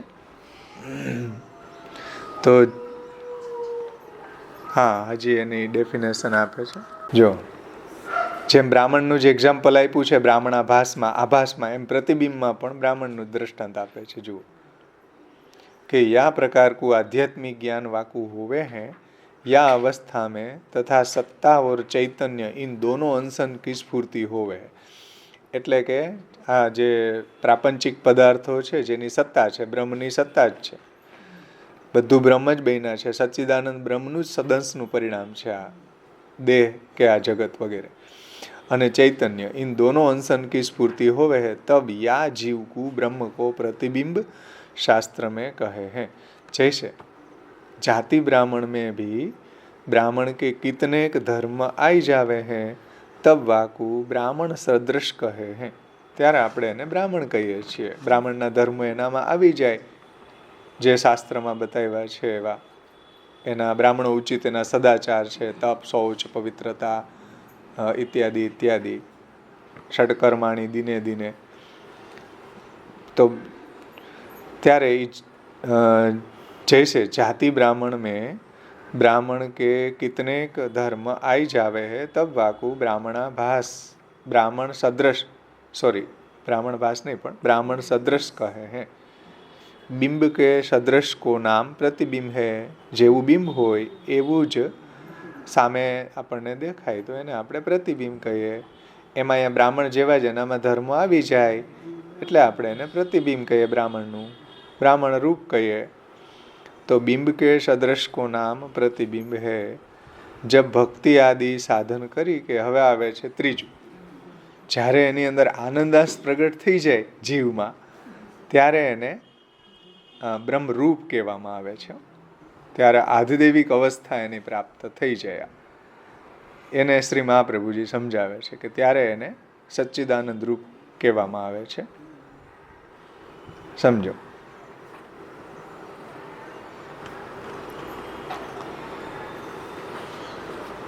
જબ ભક્તિ આદિ એટલે જ્ઞાન, કર્મ, ઉપાસના, સાંખ્ય યોગ ઇત્યાદિ ઇત્યાદિ. જોકે સાંખ્ય યોગ ઇત્યાદિમાં તો આવું પ્રગટ ન થાય, પરંતુ જ્ઞાન માર્ગની અંદર આવું થાય છે. આદિ શબ્દ એટલે મૂક્યો છે. જ્ઞાન માર્ગ, ભક્તિ આદિ એટલે જ્ઞાન, જ્ઞાન માર્ગી સાધન કરી કે આનંદાંશ પ્રગટ હોવે હે. કારણ કે જ્ઞાન માર્ગની જે સાધના છે એમાં અપરોક્ષ બ્રહ્માનુભૂતિ થાય છે. એટલે બીજા માર્ગોની અંદર તો એવી કક્ષા નથી આવતી બહુ, પણ ભક્તિ, મર્યાદા ભક્તિ છે, પુષ્ટિ ભક્તિ છે કે જ્ઞાન માર્ગ છે, એની અંદર સાધન કરવાથી આનંદાંશ પ્રગટ હોવે હે. તબ સચ્ચિદાનંદ મેં હું એસી પ્રતીતિ હોવે હે. ત્યારે એને પોતે સચ્ચિદાનંદ રૂપ છે આવી અનુભૂતિ થવા લાગે છે. જેમ મનુ અહમ સૂર્યમ અભવત એવું વામદેવજીને થવા લાગ્યું. પછી ગોપીજનોને થવા લાગ્યું પોતે સચ્ચિદાનંદ રૂપ છે એવું, કે જુઓ હું બ્રહ્મ, જુઓ હું કૃષ્ણ છું, મારી મનોહર ચાલ તો જુઓ. તો આવી કૃષ્ણાનુભૂતિ એને પોતાનામાં, બધા બીજાનામાં, બધી જગ્યાએ કૃષ્ણાનુભૂતિ થવા લાગી. તો એ સચ્ચિદાનંદ રૂપતાની અનુભૂતિ છે. સચ્ચિદાનંદતા તતઃ આનંદાસ જ્યારે એનામાં પ્રગટ થઈ જાય ત્યારે એને સચ્ચિદાનંદ રૂપ મેં હું એસી પ્રતીતિ હોવે હે. या अवस्था में आधिदेवी ज्ञान याकू होवे हैं. समझो, આ અવસ્થામાં એને આધિદેવી જ્ઞાન થઈ ગયું. તબ યા જીવ કો બ્રહ્મરૂપ કહે હે. ત્યારે આ જીવને બ્રહ્મરૂપ જ એ બની ગયો. ત્યારે બ્રહ્મરૂપ એ જીવને કહેવામાં આવે છે. યા રીતિ સો આભાસ પ્રતિબિંબ और ब्रह्म रूपत्व आदि बोधक वाक्य जीव में चरितार्थ होवे हैं. એટલે આ જે જીવના માટે વ્યાસસૂત્ર ઇત્યાદિમાં આભાસ પ્રતિબિંબ અને બ્રહ્મરૂપ કહ્યો છે. તો આને કેમ સમજવું? આભાસ ક્યારે કહેવો, પ્રતિબિંબ ક્યારે કહેવો, બ્રહ્મરૂપ ક્યારે કહેવો? સમજાણું ને? તો જ્યારે એને દેહાત્મ બુદ્ધિ હોય, અધ્યાસ લાગેલો, ત્યારે એને આભાસ કહેવાય, જે આધિભૌતિક અવસ્થા છે, અવિદ્યાગ્રસ્ત, અધ્યાસગ્રસ્ત, એમ સમજી લ્યો. અને જ્યારે એને પોતાના દેહ જે છે એનાથી જીવ અલગ છે આવી જે અનુભૂતિ થાય એને, દેહાત્મ બુદ્ધિ જ્યારે દૂર થઈ અને હું ચેતન છું, હું બ્રહ્મનો અંશ છું, બ્રહ્મમાંથી છૂટો પડ્યો છું, સમજો, અણુ છું, બ્રહ્મનો સનાતન અંશ છું, આવું જ્યારે એને જ્ઞાન થાય, જીવથી વ્યતિરિક્ત, દેહથી વ્યતિરિક્ત જીવનું, ચૈતન્યનું અને આ સદનું જ્ઞાન થાય, ત્યારે એને બ્રહ્મનું પ્રતિબિંબ કહેવામાં આવે છે જીવને, જેને આધ્યાત્મિક અવસ્થા કહેવામાં આવે છે. આધ્યાત્મિક અવસ્થામાં એને પ્રતિબિંબ કહેવામાં આવે છે, કે પોતે બ્રહ્મનો અંશ છે એવું જ્યારે એને જ્ઞાન થાય ત્યારે. અને છેલ્લે આધિદૈવિક અવસ્થામાં એને બ્રહ્મરૂપ કહેવામાં આવે છે, કે જ્યારે એને એવી બ્રહ્માનુભૂતિ થવા લાગે છે ભક્તિ કરવાથી. ભક્તિ કરતાં કરતાં એવી જ્યારે એને કક્ષા આવે અને જ્યારે એ સચ્ચિદાનંદ રૂપ થઈ જાય, ત્યારે આધિદૈવિક અવસ્થા બ્રહ્મરૂપ સચ્ચિદાનંદ રૂપ થવું એમ કહેવામાં આવે છે. તો આ રીતના બ્રહ્મરૂપત્વ આદિ બોધક વાક્ય જીવ મેં ચરિતાર્થ હોવે હે. આ રીતના જીવની અંદર આ જે વ્યાસસૂત્ર ઇત્યાદિના જે વાક્યો છે એ ચરિતાર્થ થાય છે, એ સિદ્ધ થાય છે. લોક મેં અહીંયા સુધી 3 અવસ્થા બધાને સમજાઈ ગઈ હોવી જોઈએ. આભાસ, પ્રતિબિંબ અને બ્રહ્મરૂપત્વ, 3 અવસ્થા બતાવી, આધિભૌતિક, આધ્યાત્મિક અને આધિદૈવિક. लोक में जैसे माइक आभास प्रतिबिंब होवे है वैसो जीव नहीं है भाई. માયાવાદીઓ જેમ એમ કહે છે કે જુઓ, આ માઇક, આભાસ, આ બધું જ જે છે જીવ છે, બ્રહ્મનું પ્રતિબિંબ છે, આવું જે લોકની અંદર આ કહે છે એવું અહીંયા જીવનું સ્વરૂપ નથી.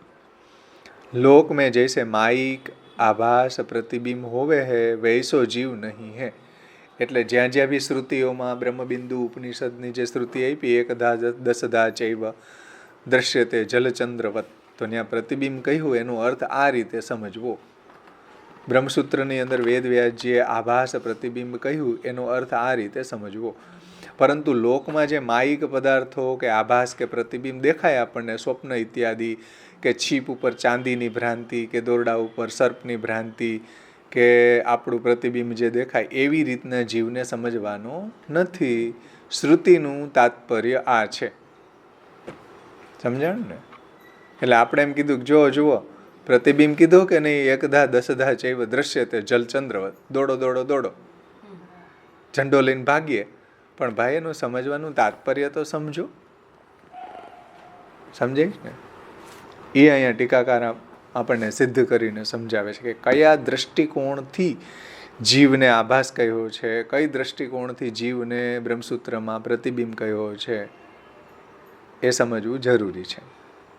ટેકનિકલ સંદર્ભમાં, એમ શાસ્ત્રીય સંદર્ભમાં સમજવું જોઈએ. મનગઢંત રીતે સમજવું ન જોઈએ. મનગઢંત રીતે જો સમજવામાં આવે તો મનઃકલ્પિત રીતે અર્થ કરવાથી એને પાપ લાગે. મનઃકલ્પિત કોઈ દિવસ કોઈ વસ્તુ સમજાય નહીં. શાસ્ત્રથી જ બધી વસ્તુઓનો નિર્ણય થાય, શાસ્ત્રીય વસ્તુઓનો. એટલે ભક્તિ માર્ગની અંદર, જ્ઞાન માર્ગમાં જે બી શાસ્ત્રીય માર્ગો છે એમાં શાસ્ત્રથી જ નિર્ણય થાય, મનગણત રીતે કોઈ દિવસ નિર્ણય ન થાય. તો લોક મેં જૈસે માયિક આભાસ પ્રતિબિંબ હોવે હે વૈસો જીવ નહીં હે. લોકમાં જેમ કોઈ માયિક પદાર્થ છે, કોઈ આભાસ છે, કોઈ પ્રતિબિંબ છે, એવો જીવ નથી. જીવ કો યદિ વૈસો માનોગે તો જીવ કો મિથ્યા માનનો પડેગો. લોકની અંદર તો જે માયિક પદાર્થ છે એ મિથ્યા છે, એવું જો તમે જીવને માનશો, જેમ સૃષુ સિંગ છે, આકાશ કુસુમ છે, ઇત્યાદિ ઇત્યાદિ માયિક પદાર્થો છે, તો એમ જીવને મિથ્યા માનવો પડશે. તો શાસ્ત્રનો વિરોધ આવે? જીવ થોડો મિથ્યા છે, જીવ તો પ્રભુનો સનાતન અંશ છે. તો જીવ કો યદિ વૈસો માનોગે માયિક આભાસ પ્રતિબિંબ રૂપ, તો जीव को मिथ्या मानना पड़ेगा. मायावादी विना अन्य कोई को भी ऐसो मंतव्य नहीं है. आ मायावादीओનું જ આવું મંતવ્ય છે. બીજા કોઈ લોકો જીવને માયિક માનતા નથી. એ મિથ્યાવાદ યુક્તિ વિરુદ્ધ है. આજે માયાવાદીઓનો આ જે માયાવાદ છે, મિથ્યાવાદ છે, એ યુક્તિથી વિરુદ્ધ છે, શાસ્ત્રથી પણ વિરુદ્ધ છે.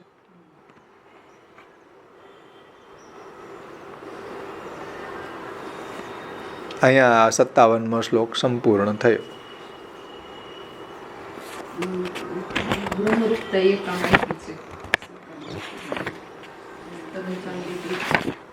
છેલ્લો પેરેગ્રાફ હશે. હા, એટલું ઝેરોક્સ કરાવીને એમાં રાખી દેજો. પેજ 2 પેજ 3 પેજ, હા 3 પેજ ઝેરોક્સ કરીને એમાં રાખી દેજો. આ ટીકા ઇમ્પોર્ટન્સ છે બહુ, નહીતર તો સમજમાં જ નહીં આવે પ્રતિબિંબને, આભાસને.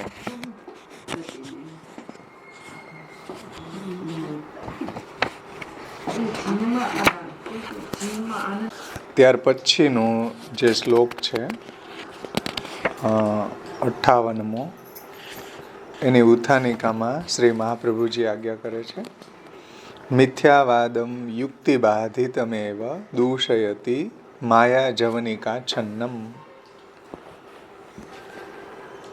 મિથ્યાવાદમ એટલે જે માયાવાદીઓ છે, જીવને મિથ્યા કહે છે, એ જે એનો મિથ્યાવાદ છે એ યુક્તિ બાધિતમેવ, યુક્તિથી બાધિત છે. તેથી દૂષયતિ એટલે એનો મહાપ્રભુજી પરિહાર કરે છે, દૂષિત કરે છે. માયા જવનિકા છન્નમ ઇતિ એટલે જીવ છે, એટલે જીવને માયિક કહેવા વાળા જે છે માયાવાદીઓ, જીવ મિથ્યાત્વવાદ, જીવ મિથ્યાત્વવાદ છે એને યુક્તિથી વિરુદ્ધ છે, શાસ્ત્રથી વિરુદ્ધ છે, એનો પરિહાર કરે છે. માયા જવનિકા છન્નમ. તો માયા જવનિકા એટલે પડદો. માયા જવનિકા છન્નમ નાન્યથા પ્રતિબિંબતે તત્ર વૃત્તેર દ્વાસુપર્ણા શ્રુતેરપી વિરુદ્ધતે ગુહામ પ્રવિષ્ટા વિત્યુક્તેર ભગવદ વચનાદપી. 58મી કારિકામાં 3 પંક્તિ છે. આપણે એનો અન્વય જોઈ લઈએ. અન્વય જોયો નહોતો નગર વખતે.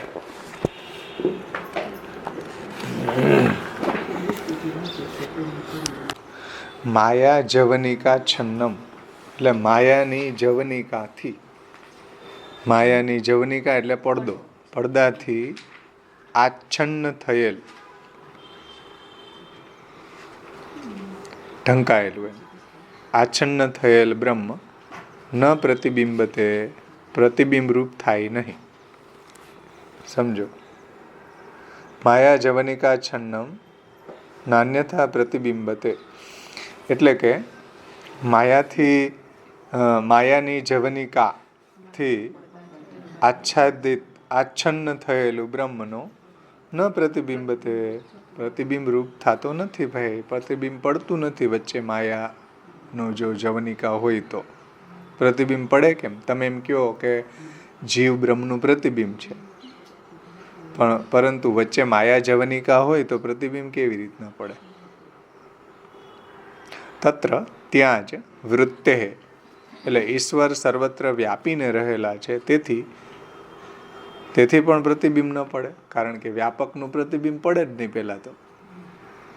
સમજો, તત્ર ત્યાં જ વૃત્તે ઈશ્વર સર્વવ્યાપી થઈને રહેલા છે, તેથી દ્વાસુપર્ણા શ્રુતે અપી એટલે જીવ અને અંતર્યામી બે એક જ સ્થળમાં બિરાજે છે. આ શ્રુતિ વિરુદ્ધ થઈ જાય છે. કેમ કે એક જ સ્થળે તમે બેઠા હોય તો પ્રતિબિંબ કેવી રીતના પડે? અને ગુહામ પ્રવિષ્ટો,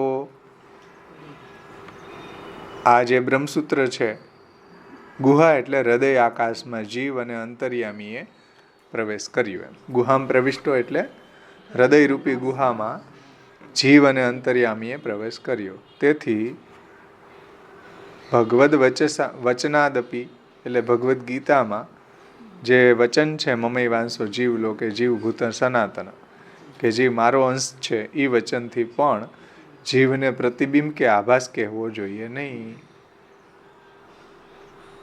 કારણ કે એ તો ભગવાનનો અંશ છે.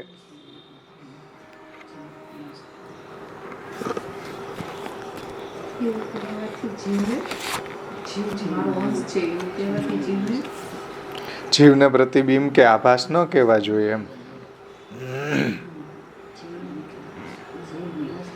જુઓ, માયા જવનિકા છન્નમ નાન્યથા પ્રતિબિંબતે,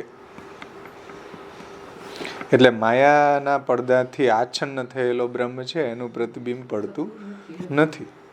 પછી બીજી વાત, ગુહામ પ્રવિષ્ટા વિત્યુક્તેર ભગવદ વચનાદપી. પછી ગુહામ પ્રવિષ્ટા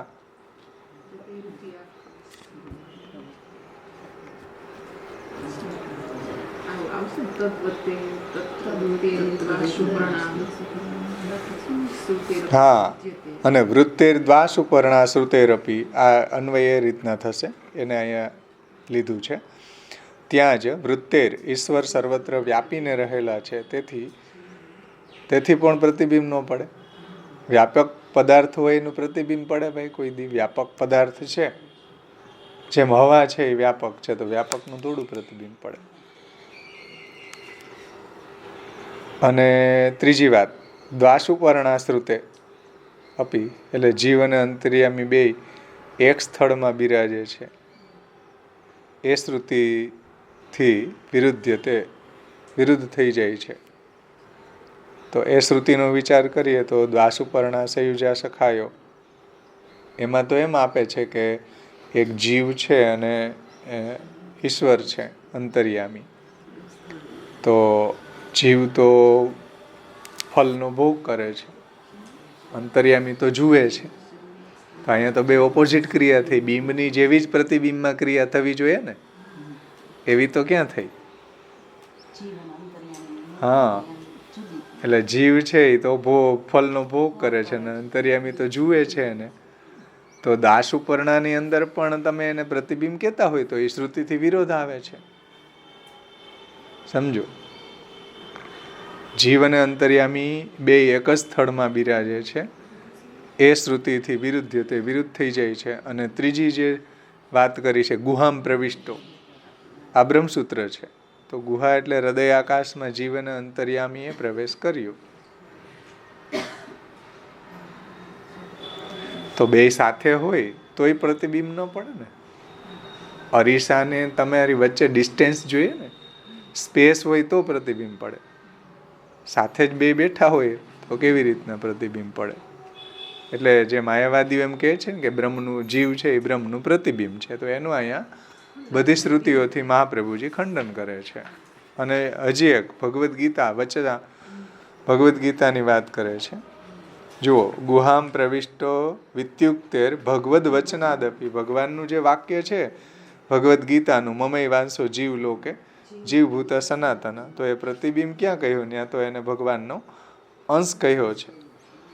આ રીતના આ શ્લોકનો અન્વય છે. સમજાણું ને?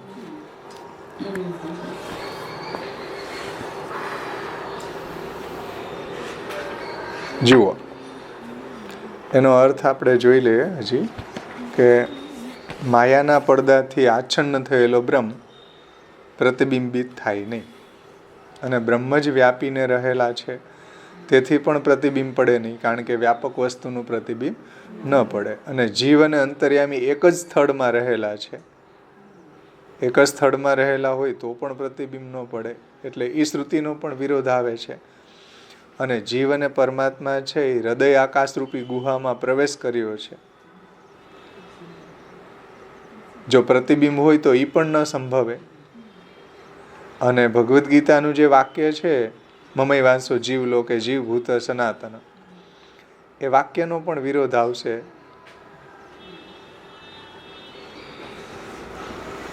આ અહીંયા શ્લોકનું તાત્પર્ય છે. બ્રજ ભાષામાં હવે આપણે એને જોઈએ કઈ રીતના એનું મહાપ્રભુજીએ ખંડન કર્યું છે, એને શ્રી મહાપ્રભુજી સમજાવે છે.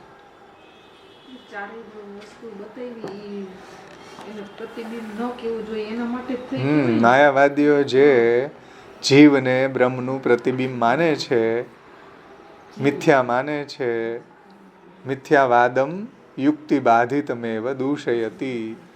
આજે મિથ્યાવાદીઓ છે, જીવને મિથ્યા કે પ્રતિબિંબ માનવા વાળા વાદ છે માયાવાદી, એનું મહાપ્રભુજી ખંડન કરે છે આ શ્લોકમાં.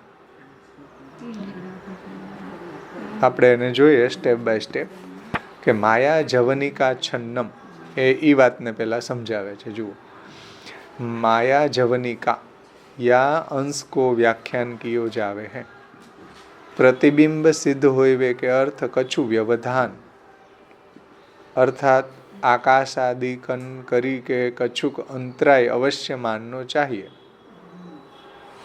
जैसे मुख तथा दर्पण के बीच में आकाश को व्यवधान अवश्य રાખનો પડે है. હવે જુઓ, પ્રતિબિંબ પડે કેવી રીતના કે બિંબ અને પ્રતિબિંબની વચ્ચે જગ્યા હોય, આકાશ હોય, સ્પેસ હોય તો પડે ને. એમ તમે તમારું નાક અડાડી દો અરીસાને તો કેમ પ્રતિબિંબ પડે? એવી રીતના કોઈ જોતું હોય અરીસામાં મોઢું તો આખું મોઢું જ અડાડી દે તો કઈ પ્રતિબિંબ થોડું પડે, વચ્ચે સ્પેસ જોઈએ ને. તો એ વાતને સમજાવે છે. જુઓ પહેલા કે માયા જવનિકા છન્નમથી પ્રતિબિંબ પડવામાં આ કન્ડિશન્સ છે કે વચ્ચે આકાશ જોઈએ, आकाशादिकन करी के कछुक अंतराय अवश्य मानना चाहिए. जैसे मुख तथा दर्पण के बीच में आकाश को व्यवधान अवश्य રાખનો પડે है. એટલે મુખ અને અરીસાની વચ્ચે ડિસ્ટન્સ જોઈએ ને, હા, તો પ્રતિબિંબ પડે તમારું, નહીતર કઈ થોડું પ્રતિબિંબ પડે. वच्चे आकाश को व्यवधान अवश्य રાખનો પડે है. ऐसे सृष्टि के पहले आकाश नहीं प्रगट भयो હતો. સૃષ્ટિ જ્યારે પ્રગટ થઈ ત્યારે તો આકાશ પ્રગટ નહોતું થયું, એની પહેલા તો જીવ પ્રગટ થયો હતો. સમજો, આકાશાદ વાયો, વાયોર અગ્નિ, અગ્નિરાપો, એ જે પ્રગટ થયા પંચમહાભૂતો ઇત્યાદિ ઇત્યાદિ, એ તો જ્યારે સૃષ્ટિ પ્રગટ થઈ પછી બધું પ્રગટ થયું. જીવ તો એની પહેલા પ્રગટ થઈ ગયો હતો. તો આકાશ નહીં પ્રગટ ભયો તબ કાયકો વ્યવધાન હતો. તો પછી શેનું વ્યવધાન હતું ભાઈ? વચ્ચે પ્રતિબિંબ પડ્યું કેવી રીતના? બ્રહ્મનું. જીવને તમે જો બ્રહ્મનું પ્રતિબિંબ માનતા હોય તો વચ્ચે આકાશ જોઈએ ને. આકાશ તો ઉત્પન્ન જ નહોતું થયું, સૃષ્ટિ હજી તો પ્રગટ જ નહોતી થઈ, ત્યારની આ વાત છે. તો આકાશ નહીં પ્રગટ ભયો હતો તબ કાયકો વ્યવધાન હતો. તો વચ્ચે જે શેનું વ્યવધાન હતું? તો તમે તો માયાવાદીઓ એમ કહે છે કે માયાનું વ્યવધાન હતું વચ્ચે, માયામાં પ્રતિબિંબ પડ્યું. બોલો, સમજો. યદિ માયા કોઈ વ્યવધાન માનેંગે, એમ કે છે કે માયાનું વ્યવધાન હતું. માયા તો પ્રગટ થઈ હતી ને, માયાને તો એ અનાદિ માને છે. અને અનાદિ માનવાના કારણે એમ માને છે કે માયામાં પ્રતિબિંબ પડ્યું હતું બ્રહ્મનું. માયાવાદીઓ યદિ માયા કોઈ વ્યવધાન માનેંગે તો પ્રતિબિંબ પડનો ही અસંભવ હોઈ જાયગો. તો પ્રતિબિંબ પડે કેવી રીતના ભાઈ? માયારૂપી પડદો હોય જો બ્રહ્મની આગળ, તો પ્રતિબિંબ જ ન પડે. તમે અરીસાને રાખો ને પછી વચ્ચે ટેરો લઈ આવો તો તમારું પ્રતિબિંબ પડે? માયા જવનિકા છન્નમ હોય અરીસો. અરીસાને ઘણા ચકલાઓ છે એમાં ચાંચ ન મારે એટલે ઘણા ગામડાની અંદર આવું જોવા મળે કે એની ઉપર છે એ જવનિકા ટેરો લગાડી દે. એટલે કપડું રાખી દે, તો પ્રતિબિંબ કેવું એ કેવી રીતના પડે? સમજો, માયારૂપી જવનિકા હોય એટલે માયાવાદીઓ એમ કહે છે કે ચાલો આકાશ નહોતું પણ માયા તો હતી ને, માયાને એ લોકો અનાદિ માને છે, આપણે નથી માનતા, આપણે ભગવાનની શક્તિ માનીએ છીએ માયાને. તો એમ કહે છે કે માયા હતી, તો માયાનો પડદો હોય તો સાવે બ્રહ્મનું પ્રતિબિંબ ન પડે. તો માયા કોઈ વ્યવધાન માનોગે તો प्रतिबिंब पड़नो ही असंभव होएगो, क्योंकि माया तो ब्रह्म के स्वरूप की छिपाई हुई वारी है. माया जे છે એ તો બ્રહ્મને ઢાંકી દે છે. તમારા મતમાં, માયાવાદીઓના મતમાં માયા જે છે એ તો બ્રહ્મની ઉપર હાવી થઈ જાય છે, બ્રહ્મને ઢાંકી દે છે. તો બ્રહ્મને ઢાંકી દેતી હોય તો બ્રહ્મનું પ્રતિબિંબ પડે કેવી રીતના? प्रतिबिंब पड़नो ही असंभव हो जाएगा, क्योंकि माया तो ब्रह्म के स्वरूप की छिपाई हुई वारी है, तिरस्कारिणी है, यानी कि टेरा के समान है. जैसे मुख और कांच के बीच में टेरा आई जावे हैं तो मुख को प्रतिबिंब नहीं पड़े है. मुख અને કાચની વચ્ચે જો કોઈ ટેરો આવી જાય તો પ્રતિબિંબ જ ન પડે. તો તમે તો એમ કહો છો કે જીવ છે બ્રહ્મનું પ્રતિબિંબ છે. તો પહેલી વાત એ કે તો વચ્ચે આકાશ વગર પ્રતિબિંબ પડ્યું કેમ? તો આકાશ તો પ્રગટ જ નથી થયું હજી. તો માયાવાદીઓ એમ કહે છે કે માયા તો હતી ને, જો માયા હતી એમાં પ્રતિબિંબ પડ્યું. તો કે માયા તો બ્રહ્મને ઢાંકનારી છે, તમારા મતમાં જવનિકા છે, તો જ્યારે ટેરો જ વચ્ચે હોય તો પ્રતિબિંબ કેમ પડે? આ રીતના પ્રતિબિંબવાદનું ખંડન મહાપ્રભુજીએ કરેલું છે. जैसे मुख और कांच के बीच में टेरा आई जावे हैं तो मुख को प्रतिबिंब नहीं पड़े है, ऐसे ही माया को व्यवधान होवे सो ब्रह्म को प्रतिबिंब नहीं होवे है. આ અહીંયા ખંડન થયું બે રીતે. સમજમાં આવ્યું બધાને કે ના સમજાણું? હમણાં સમજાઈ જશે, તમારો વારો આવશે એટલે તરત સમજમાં આવવા મળશે. પછી બીજું દૂષણ આપે છે, જુઓ. દ્વિતીય દૂષણ એ હે પ્રતિબિંબવાદમાં. બીજું દૂષણ આ છે કે જો પદાર્થ જા પદાર્થ में सदा रहतो હોય वह पदार्थन को प्रतिबिंब नहीं होवे है. હવે પ્રતિબિંબવાદમાં બીજું દૂષણ એ છે કે જો પદાર્થ જા પદાર્થ में सदा रहतो હોય वह पदार्थन को प्रतिबिंब नहीं होवे है. जैसे कांच की खुदी रेखा को वाही कांच में प्रतिबिंब नहीं पड़े है. તમે કાચ ઉપર કોઈ રેખા દોરી દો, તમારી લિપસ્ટિક હોય એનાથી આમ લીટો કરજો ઊભો, તમારા કાલે તમે મેકઅપ કરો તો એ ઊભો લીટો કરજો, જો એનું પ્રતિબિંબ પડે કે નહીં. એમ કહે છે કે કાચની અંદર તમે ઊભી રેખા દોરો તો પ્રતિબિંબ ના પડે. જૈસે કાચ કી ખુદી રેખા કો, એટલે એમાં દોરેલી રેખા જે છે એનો પ્રતિબિંબ વાહી કાચ में प्रतिबिंब नहीं पड़े हैं. तो ब्रह्म तो व्यापक है, सभी पदार्थन में सदा ही रहे हैं. तासो वाको कोई पदार्थन में भी प्रतिबिंब नहीं पड़ सके है. સમજો, જે અરીસો છે, કાચ જે છે એની અંદર તમે રેખા ચિત્રો તો કોઈ દિવસ પ્રતિબિંબ ન પડે. એવી રીતના બ્રહ્મ જે છે એ તો બધી જગ્યાએ વ્યાપ્ત છે, અરીસામાં વ્યાપ્ત છે ને બધી જગ્યાએ વ્યાપ્ત છે, તો પ્રતિબિંબ કેમ પડે? વ્યાપકનું પ્રતિબિંબ કેમ પડે? ચલો, વ્યાપકનું પ્રતિબિંબ પડે જ નહીં ને. જે બધી જગ્યાએ વ્યાપ્ત છે, જેમ હવા છે એ બધી જગ્યાએ વ્યાપ્ત છે, હવાનું પ્રતિબિંબ આ તમે ક્યારેય જોયું અરીસામાં? બ્રહ્મ તો વ્યાપક છે, એ તો અરીસો જે છે ને એ રૂપય બનેલો છે. તો સભી પદાર્થન में सदा ही रहतो है, तासो वाको कोई पदार्थन में भी प्रतिबिंब नहीं पड़ सके हैं. यदि कहोगे कि आकाश भी तो व्यापक है तो હું વાકો પ્રતિબિંબ તો જલાદિકન में कैसे પડે? હવે માયાવાદીઓ પાછા કહે છે આપણને કે આકાશ, તમે જેમ એમ કહો કે બ્રહ્મ વ્યાપક છે એટલે એનું પ્રતિબિંબ ન પડે.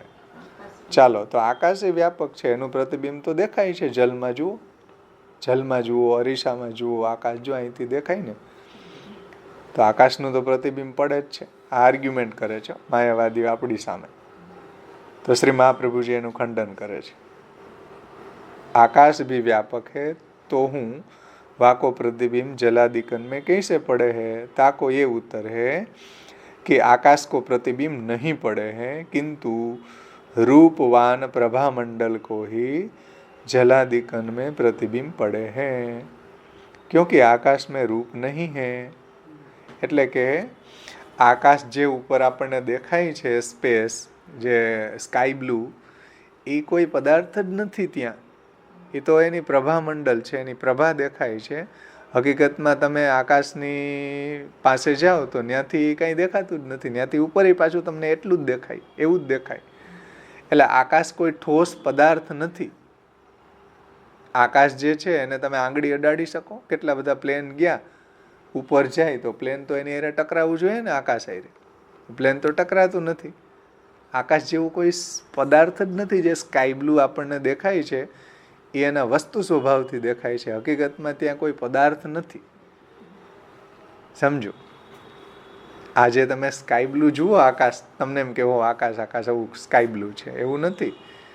आकाश को प्रतिबिंब नहीं पड़े किंतु रूपवान प्रभा मंडल को ही जलादिकन में प्रतिबिंब પડે. એટલે આપણને એવું દેખાય છે રૂપવાન, પણ એ હકીકતમાં એનું પ્રભા મંડળ છે. હકીકતમાં ત્યાં કોઈ આકાશ નથી. ક્યોંકि આકાશ में रूप नहीं. આકાશ જે છે, જેમ તમારી અને મારી વચ્ચે આકાશ છે, તો એનું કંઈ થોડું આપણને કોઈ પ્રતિબિંબ છે કે કોઈ વસ્તુ છે. ઉપર એવું જ છે, સ્પેસ જ છે. તો જલાदिकन में જે પ્રતિબિંબ પડે હે એ આકાશનું નથી પડતું. એની પ્રભા મંડળ को ही जलादिकन में प्रतिबिंब पड़े है क्योंकि आकाश में रूप नहीं है. समझो, प्रतिबिंब में जो नील रूप दिखे है, એટલે જે મેઘશ્યામ આપણને જે સ્કાય બ્લુ દેખાય, નીલ રૂપ એટલે સ્કાય બ્લુ. प्रतिबिंब में जो नील रूप दिखे है वामे आकाश के प्रतिबिंब की प्रतीति को तो भ्रम रूप ही जाननो. એટલે એ ભ્રમ માત્ર છે. હકીકતમાં આવો કોઈ પદાર્થ ત્યાં છે નહીં. સમજો, એ નીલી દેખાય છે, નીલ રૂપ દેખાય છે આકાશ આપણને, એ ત્યાં તમે જાઓ તો ત્યાંથી ઉપર પાછું એટલું દેખાય. એટલે એ કોઈ પદાર્થ જ નથી. જેમ તમે રેલના પાટા હોય, તમે આમ લાગે દૂરથી જુઓ તેમ લાગે બે અડી ગયા, ભાઈ અડી ગયા. ન્યા જાવ ને તો પાછા એવું જ લાગે અડી ગયા. ત્યાં કોઈ છે જ નહીં, અડેલા જ નથી, નોખા જ છે છેલ્લે સુધી. પણ એ વસ્તુ સ્વભાવથી આપણને એવું ભાસમાન થાય. તમે કોઈ એવી મેદાનમાં જાઓ તો એની ક્ષિતિજ હોય એ અડતી લાગે. આમ સમુદ્ર કિનારે જાઓ, દૂર દૂર જુઓ, તમને એમ લાગે કે સમુદ્ર અને આકાશ અડી ગયા, પણ હકીકતમાં થોડા અડેલા છે. તો વસ્તુ સ્વભાવથી આપણને એવું લાગે. હકીકતમાં આ ટચ, એની ક્ષિતિજે આપણને ટચ થતા લાગે, પણ એ અડેલા નથી. વસ્તુ સ્વભાવના કારણે એવું દેખાય છે આપણને. હકીકત એવું નથી. એમ સમજમાં આવે છે વાત? એટલે એ જે આપણને જલની અંદર સ્કાય બ્લુ જે આકાશ દેખાય એ આપણી ભ્રાંતિ છે. હકીકતમાં કોઈ આકાશ જેવો પદાર્થ ત્યાં નથી. આકાશને કોઈ રૂપ નથી. કારણ કે રૂપવાન વસ્તુનું પ્રતિબિંબ પડે. વસ્તુ સ્વભાવ કરી કે નીલી રૂપ પ્રતિબિંબ હે એસી પ્રતીતિ હોય જ આવે. એટલે વસ્તુ સ્વભાવ જ એવો છે કે જેના કારણે આપણને એવું પ્રતિબિંબ દેખાય છે. જેમ તમે બસમાં કે ટ્રેનમાં બેઠા હોય તો આજુબાજુની વસ્તુ ચાલે એવું લાગે, હકીકતમાં ચાલતી હોય એવું લાગે, પણ હકીકતમાં ચાલતી નથી. બસમાં બેસો, જુઓ તમે જે ટ્રેનમાં બેઠા હોય ને એની બાજુની ટ્રેન ચાલે ને તો તમને એવી ભ્રાંતિ થાય કે અમારી ટ્રેન ચાલે, કે હાસ હવે આપણી ઉપડી ટ્રેન. હવે ઉપડી જ નથી ભાઈ, બાજુવાળી ઉપડી. તો એ કેમ લાગે છે આપણને? વસ્તુ સ્વભાવથી લાગે છે. સમજાણું ને? ઝાંઝવાનું જળ દેખાય ઉનાળામાં, તમે જાઓ રોડ ઉપર તો ઝાંઝવાનું જળ દેખાય, ત્યાં જાવ તો પાછું કાંઈ ન હોય. તો એ વસ્તુ સ્વભાવથી આપણને એવી ફિલિંગ થાય. એવી રીતના ઉપર જે આકાશ છે સ્કાય બ્લુ, એ વસ્તુ સ્વભાવથી એવું આપણને અનુભૂતિ થાય, એનું પ્રતિબિંબ જલમાં દેખાય. હકીકતમાં એવો કોઈ પદાર્થ છે નહીં. સમજાણું? વસ્તુ સ્વભાવ કરી કે નીલ રૂપ પ્રતિબિંબ હે, ऐसी प्रतीति होई जावे है। સમજમાં આવ્યું ને? પછી તમે રાત્રે ટેરેસ ઉપર સૂતા હોય તો ચાંદો હાલતો હોય એવું લાગે. હકીકતમાં ચાંદો નથી ચાલતો, ન્યા જ હોય, પાછો વાદળાઓ ચાલતા હોય. પણ અનુભૂતિ તો આપણને વસ્તુ સ્વભાવથી એવી જ થાય કે ચાંદો દોડીને જાય છે, ઉતાવળો ઉતાવળો, કેમ ક્યાંક બહાર જવું હોય ઠેલો લઈને જતો હોય એવું લાગે. તો એવું નથી ને, વસ્તુ સ્વભાવથી એવી અનુભૂતિ થાય છે. હમારે મત મેં બ્રહ્મ, સમજો શ્રી મહાપ્રભુજી શું કહે છે કે હમારે મત મેં બ્રહ્મ રૂપાદિક રહિત હૈ, સોરી તુમ્હારે મત મેં, કારણ કે એ નિરાકાર નિર્ગુણ નિર્ધર્મક માને છે ને બ્રહ્મને. તો જે બ્રહ્મ નિર્ગુણ છે, નિરાકાર છે, નિર્ધર્મક છે, કોઈ રંગ નથી, કોઈ રૂપ નથી, કોઈ વપુ નથી, તો એનું પ્રતિબિંબ પડ્યું કેમ? બોલો. तुम्हारे मत में ब्रह्म रूपादि रहित है, तासो ब्रह्म को प्रतिबिंब नहीं हो सके है. તમારા મતમાં બ્રહ્મ જે છે એ તો રૂપાદિ રહી છે ને કોઈ રૂપ નથી, રંગ નથી, કોઈ ગુણધર્મ નથી, નિર્ગુણ છે, નિર્ધર્મક છે, નિરાકાર છે, નિષ્ફળ છે, એનું પ્રતિબિંબ પડે કેવી રીતના ભાઈ? કેટલા દૂષણ આવે છે પ્રતિબિંબવાદમાં, જુઓ. તો રૂપાદિ રહિત है तासो ब्रह्म को प्रतिबिंब नहीं હોઈ શકે. જે રૂપ વગરનો પદાર્થ હોય, જેમ હવા, તો હવાનું પ્રતિબિંબ જોયું તમે ક્યાંય? નથી દેખાતું. રૂપ વગરના પદાર્થનું કોઈ દિવસ પ્રતિબિંબ પડે નહીં. અને માયાવાદીઓના મતમાં બ્રહ્મ છે નિર્ગુણ છે, રૂપાદિ રહિત પદાર્થ છે, એમાં કોઈ રૂપ જ નથી, નિર્ધર્મક છે, એમાં કોઈ ધર્મ જ નથી, એમાં કોઈ ગુણ નથી, કોઈ આકાર નથી, કોઈ રંગ નથી. માયાવાદીઓના બ્રહ્મમાં તો प्रतिबिंब न पड़े શકે. यदि रूप रहित वस्तु को भी प्रतिबिंब होतो હોય तो वायु को भी प्रतिबिंब होना चाहिए. समझो, रूप रहित पदार्थ જે છે એનું પ્રતિબિંબ પડતું હોય તો પછી વાયુ જે છે એ રૂપ રહિત છે, એનું પ્રતિબિંબ અરીસામાં, મિરરમાં આવવું જોઈએ, પણ આવતું નથી.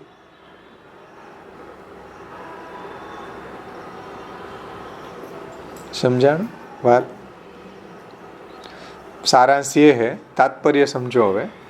सारांश ये ही कि चक्षु करी के दिखवे योग्य होय और अव्याप्य वस्तु, अव्याप्य એટલે જે વ્યાપેલું ન હોય એવી વસ્તુ, वहाँ पदार्थन को ही प्रतिबिंब होवे है. प्रतिबिंब કોનું પડે છે? કે જે વસ્તુ વ્યાપક ન હોય, પરિચ્છિન્ન હોય, કોઈ રૂપ રંગવાળું હોય, કોઈ આકારવાળું હોય, એનું પ્રતિબિંબ પડે ભાઈ. अर्थात जो वस्तु चक्षु द्वारा नहीं देखने में योग्य है और व्याप्य वृत्ति है, अर्थात व्याप्य पदार्थन में रहे हैं, वहाँ को उन व्याप्य पदार्थन में प्रतिबिंब नहीं पड़ सके हैं. समझाणु? चक्षु द्वारा जे पदार्थने આપણે જોઈ શકીએ એનું પ્રતિબિંબ પડે, અને જે વ્યાપક પદાર્થ હોય એનું કોઈ દિવસ પ્રતિબિંબ પડે નહીં. બ્રહ્મ તો વ્યાપક છે, તો એનું પ્રતિબિંબ કેવી રીતના પડી શકે ભાઈ? व्याप्य पदार्थन में प्रतिबिंब नहीं पड़ सके. यद्यपि भगवान के नेत्र, भगवान को नेत्र देखी सके हैं, परंतु आप उनको अपनो स्वरूप दिखावे कि भगवान की इच्छा होय तब ही देखी सके. એટલે આપણે એમ કીધું ને કે વ્યાપક જે બ્રહ્મ છે એનું પ્રતિબિંબ પડતું નથી. તો ભગવાન, તો પછી ભગવાનને તો નેત્રથી જોઈ શકાય, દર્શન થયું. આપણે તો પુરાણોમાં પ્રસંગ જોઈએ છીએ ને કે ઠાકોરજીનું દર્શન આવા ભક્તોને થયું છે, તો ભગવાન કો નેત્ર દેખી શકે હે. તમે એમ કહો કે વ્યાપક છે, એને કઈ રીતના જોઈ શકાય, કે એનું પ્રતિબિંબ કઈ રીતના પડી શકે? તો ભગવાન કો નેત્ર દેખ શકે હે, પરંતુ अपन को अपनो स्वरूप दिखावे कि भगवान की इच्छा होय तब ही देख सके है. આપણા નેત્રો ભગવાનને ક્યારે જોઈ શકે? જ્યારે ભગવાન એવી ઈચ્છા કરે કે મારા સ્વરૂપને બધા જુએ, મારા સ્વરૂપને આ ભક્ત જુએ, આ ભક્ત મારા સ્વરૂપનું દર્શન કરે ત્યારે આપણે એને જોઈ શકીએ. નેત્ર અપની સામર્થ્ય સો ભગવાન કો નહીં દેખ શકે. નેત્રનું એવું સામર્થ્ય નથી કે ભગવાનને જોઈ શકે, પણ ભગવાનનું એવું સામર્થ્ય છે કે આપણા નેત્રથી આપણે જોઈ શકીએ. એમ ભગવાન એવી ઈચ્છા કરે ત્યારે. તાસો ભગવાન ચક્ષુર યોગ્ય નહીં હે. જુઓ, તાસો ભગવાન ચક્ષુર યોગ્ય નહીં હે એટલે ભગવાન જે છે એ ચાક્ષુષ નથી થતા, એમ આપણી આંખોથી દેખાતા નથી, એમ આપણી ભૌતિક દ્રષ્ટિથી જોઈ શકાતા નથી.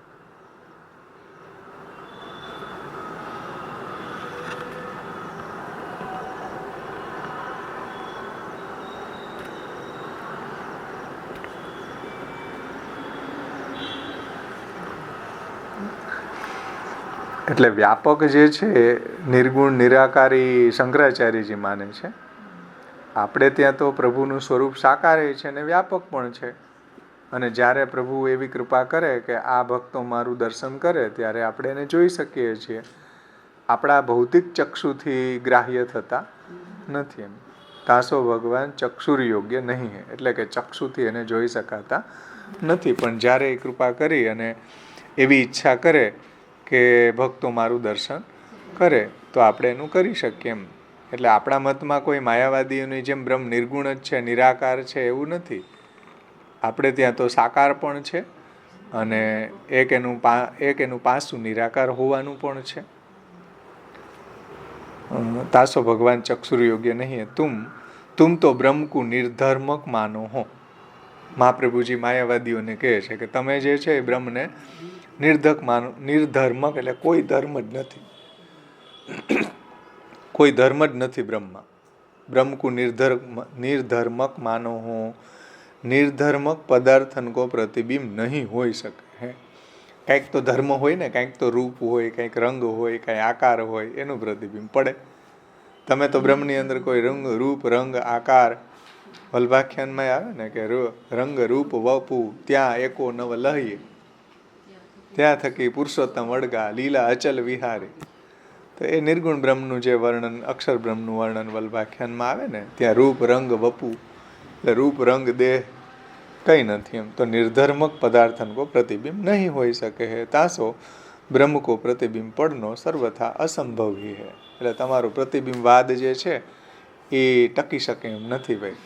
બધા જ શાસ્ત્રીય પ્રમાણોથી, યુક્તિથી, શ્રુતિથી, ગીતાથી, બ્રહ્મસૂત્રથી, વેદથી, ભાગવતથી તમારો જે પ્રતિબિંબવાદ છે એ ખંડન થઈ ગયો. અહીંયા સુધી આપણે રાખીએ. હવે તમારે સમજાવવાનું છે હજી ઘણું.